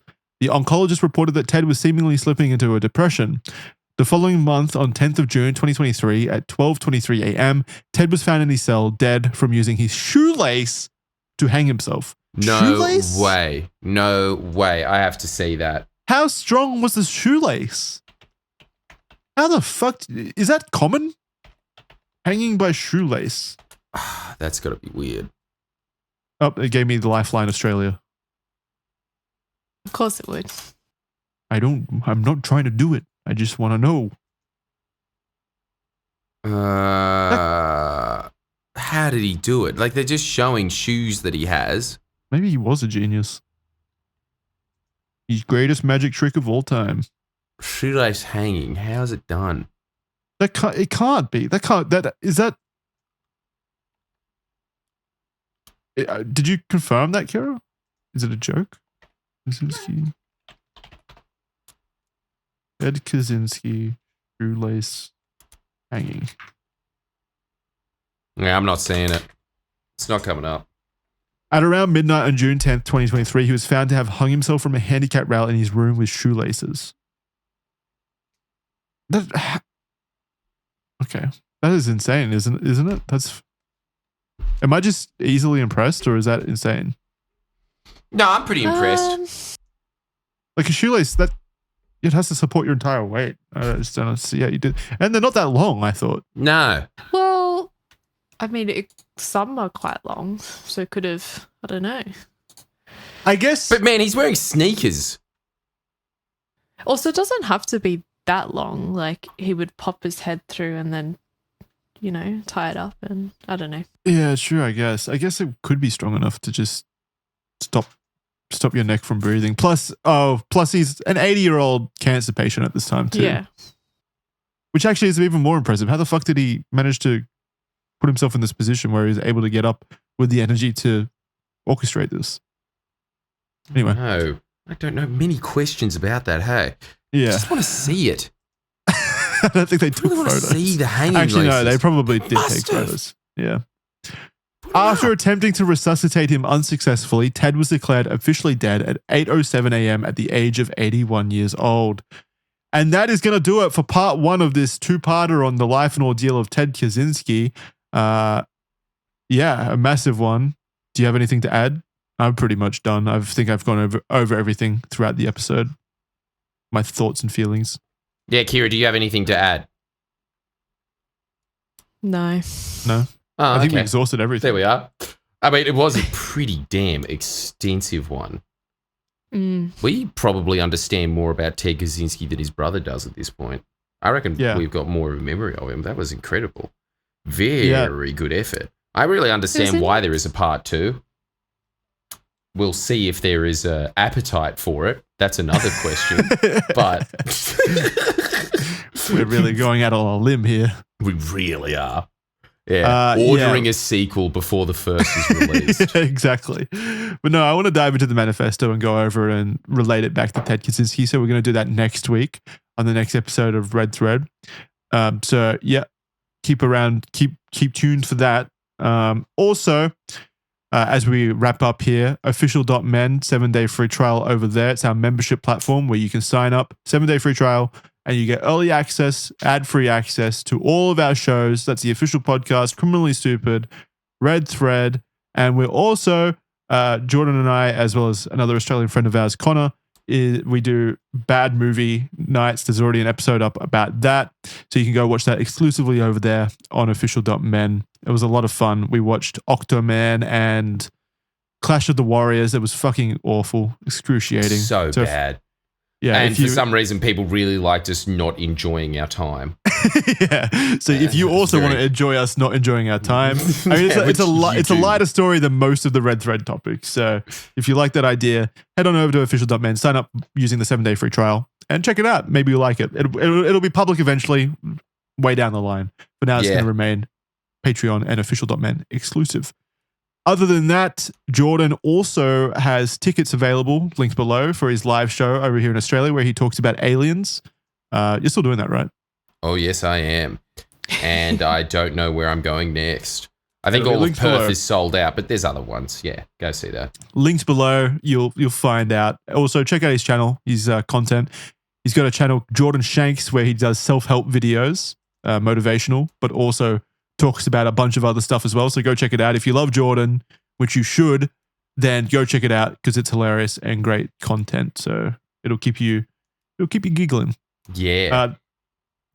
We also, if you sign up for official.men, you get to ask us questions, which we're going to do right now. Cooper Hip asks, do you believe the Unabomber actually believed in his ideals, or did he just use them as an excuse to carry out attacks on the people he blamed in his life? Well, I personally thought that he absolutely believed in his ideals. And now after reading about his life, I'm not as sure anymore. What are your guys' thoughts on that? I think he believed in them, but potentially not. I don't think it was the motivating factor for his acting out the way that he did. I think he believed in the things that he spoke about, but he used his beliefs as justification for what he really wanted to do, which was hurting other people. Yes. Kira? I agree with you, Jack. Yeah. Yeah, Jackson summed it up well, but Cooper, very good question. Great question. Tristan, do you think his brother was right to turn him in? Yes. Obviously. I mean, what I think he should have just sat around Appellation, but he's your brother. Where's the honor? Yeah, where's the honor? It was interesting to read. David has been pretty open about how hard, like obviously he knew it was the right thing to do, but how hard it was in that time of his life, and how guilty he feels, to his brother, and to the victims. And well, not just that, he seems like a really good guy. Yeah, I'm sure he is. Also, I feel like he would have been kicking himself in the first place for all of the missed opportunities, like not being there to help him onto the right path, perhaps. He would have maybe felt partially to blame, as you would for family members doing bad things. Is it the right thing to do to turn him in? Of course. It led to less people dying, obviously. And just obviously the right thing to do, but it doesn't make it any easier to actually do it. No, definitely not. Dupe and Blorp asks, question, if you could mail to Unabomber one thing, what would it be? Can't be a bomb. I'll tell you what, with all of those possessions in line, I'd just be saying like, dude, did you have a shed? I just want to know, do you have any other possessions that I can hawk off on eBay? Please. Look, if you're going to hang yourself with your shoelaces, can I have the other shoelace? And I was going to say, I'd send him maybe something a bit stronger than a shoelace, maybe something easier for him in his final moments, because that would. Oh man, you're a very nice priest, aren't you? Just helping him pass. Rope. Yeah. Yeah, all right. No, I mean, I'm pretty okay with how things turned out. He killed 3 people. That's fine. But yeah, I mean, Kira? Maybe a piece of paper that says bombs are bad. Yeah, very Is very that persuasive. what you said? Oh man. What a zinger. Yeah, I'm sure you would have convinced this 170 IQ man with your facts and logic. But you convinced him after he's already in prison. I'm assuming we're mailing it to him while he's in prison, right? Oh, I don't know. Man, how much better is this letter? Just write this. Bombs are bad. Changed my mind. Damn, dude. I wonder if he could. I wonder. I mean, I suppose he did. That was his whole point of just posting things to the New York Times, wasn't it? Well, yeah, he definitely changed justifying bombing some people's minds. Did he change some people's minds? Yeah. Again, his manifesto was littered with truth and honest introspection on society. Damn, bombs and truth bombs. It's incredible. All right, Guitar Guy 115 asks, meta question for Kira, as long as she's comfortable answering. How do you go about researching the topics for each episode? My stupid ass would just use Wikipedia for the only source, but you seem to go fairly in depth with multiple sources, especially impressive for only having about 1 week to prepare each document. More like 3 days, but yeah. I've given you the credit you deserve. Thank you. God, I won't ramble for too long, but ChatGPT. Lots of YouTube videos. Things like Wikipedia can be good to get a general idea, but then I like to go into the sources there and kind of jump to other sources and other sources and other sources. And so do you use Wikipedia as kind of an initial source of sources, for example? It's good to read over and get a general grasp and then go to the source section and see what they've linked and then go from there. And then it kind of very easily kind of goes on and on and on. Even doing things like picking up words and quotes and putting them into Google and seeing what sort of resources come up that have even more information, additional context. And YouTube videos are good too. Yeah. So you just kind of jump around to different sources. It's kind of like a natural progression. Yeah. Yeah, interesting. You do a fantastic job as per usual. Again, everyone in the audience, if you want to read through the documents, they are included in the link in the description of each video, as well as on audio platforms. You can go down and click on the link. It'll take you to the Google document, and there are sources linked down at the bottom, so you can see the sources directly used. I'm looking at them right now. There's a bunch down here. So go check them out. Your Sir C asks, a request, can you guys read his manifesto prior to recording? It's a short read and I think it'll elevate the conversation. We did. Mission accomplished this year. Is that why you told me to read it, Jackson? Yeah, I mean, it's relevant. No, that's the extra mile that you go to if you sign up for membership. Yeah, I'll do whatever Jackson you say on there. Demanded I do extra homework. He was on my ass. You read it already, though. Yeah, I'd already read it, but I was just coincidentally rereading it in the car. So that was, wow. That was all for you, Sir. Yeah, good on you. That's for you, buddy. This one goes out to you. $5 worth it. The Boxtrot asks, you reckon Redditors would have been able to solve the case like how they perfectly solved the Boston bomber case with no issues whatsoever? No, Redditors can't do anything. As soon as it becomes groupthink, it's ruined. 4chan, on the other hand. Oh, yeah. They would be able to get to the bottom of it. They know Reddit would have inadvertently somehow bombed even more people or made his bombs more successful. So they would have accidentally made him more dangerous somehow. Absolutely. Ryan asks, and final question, how do we know that the Unabomber didn't time travel to firebomb Mr. Geordie's? Good point. Yeah, see, I don't know. Your guess is as good as mine. When did he die again? 2019? No. No. 2023? Oh, yeah. No, it was way more recent. 2023. So, yeah, he could have done it. He could have. About 2 years. He didn't even need to time travel. All he needed to do was escape maximum security super prison. As an old cancer. Yeah, as an old 83-year-old. Get over to Australia with rectal cancer and also then firebomb your house. A person he had no idea who he was because he hasn't had YouTube for the last 40 years and hates technology. Yeah, and hates technology. So nonetheless, no clue who you would have been. Yeah, nonetheless, he's added to the list of suspects. Nonetheless, it was personal. Yeah, but like, what if? Yeah, exactly. What if? I can't prove otherwise. Since he died? No. Oh. See, that's why he goes up on the list as well. That's it. He's suspect number 2. All right, guys, it's been a long episode. We're going to wrap it up there. We thank you very much for your continued support. If you could, definitely check us out over at official.men, get that 7-day free trial, but also just share it with a friend, anyone you think who needs to learn more about Ted Kacynzski and listen to two Australian guys and a beautiful Australian woman ramble endlessly. Please send it to them. It would mean the world to us to kind of spread it that way. So thank you very much if you do. And hello to those of you who have joined us from other friends who have sent you this link. Your friends are good people. Other than that, we'll see you next time. Bye. Say red. Bye. See ya. No, you sound so sad when we end. I am sad.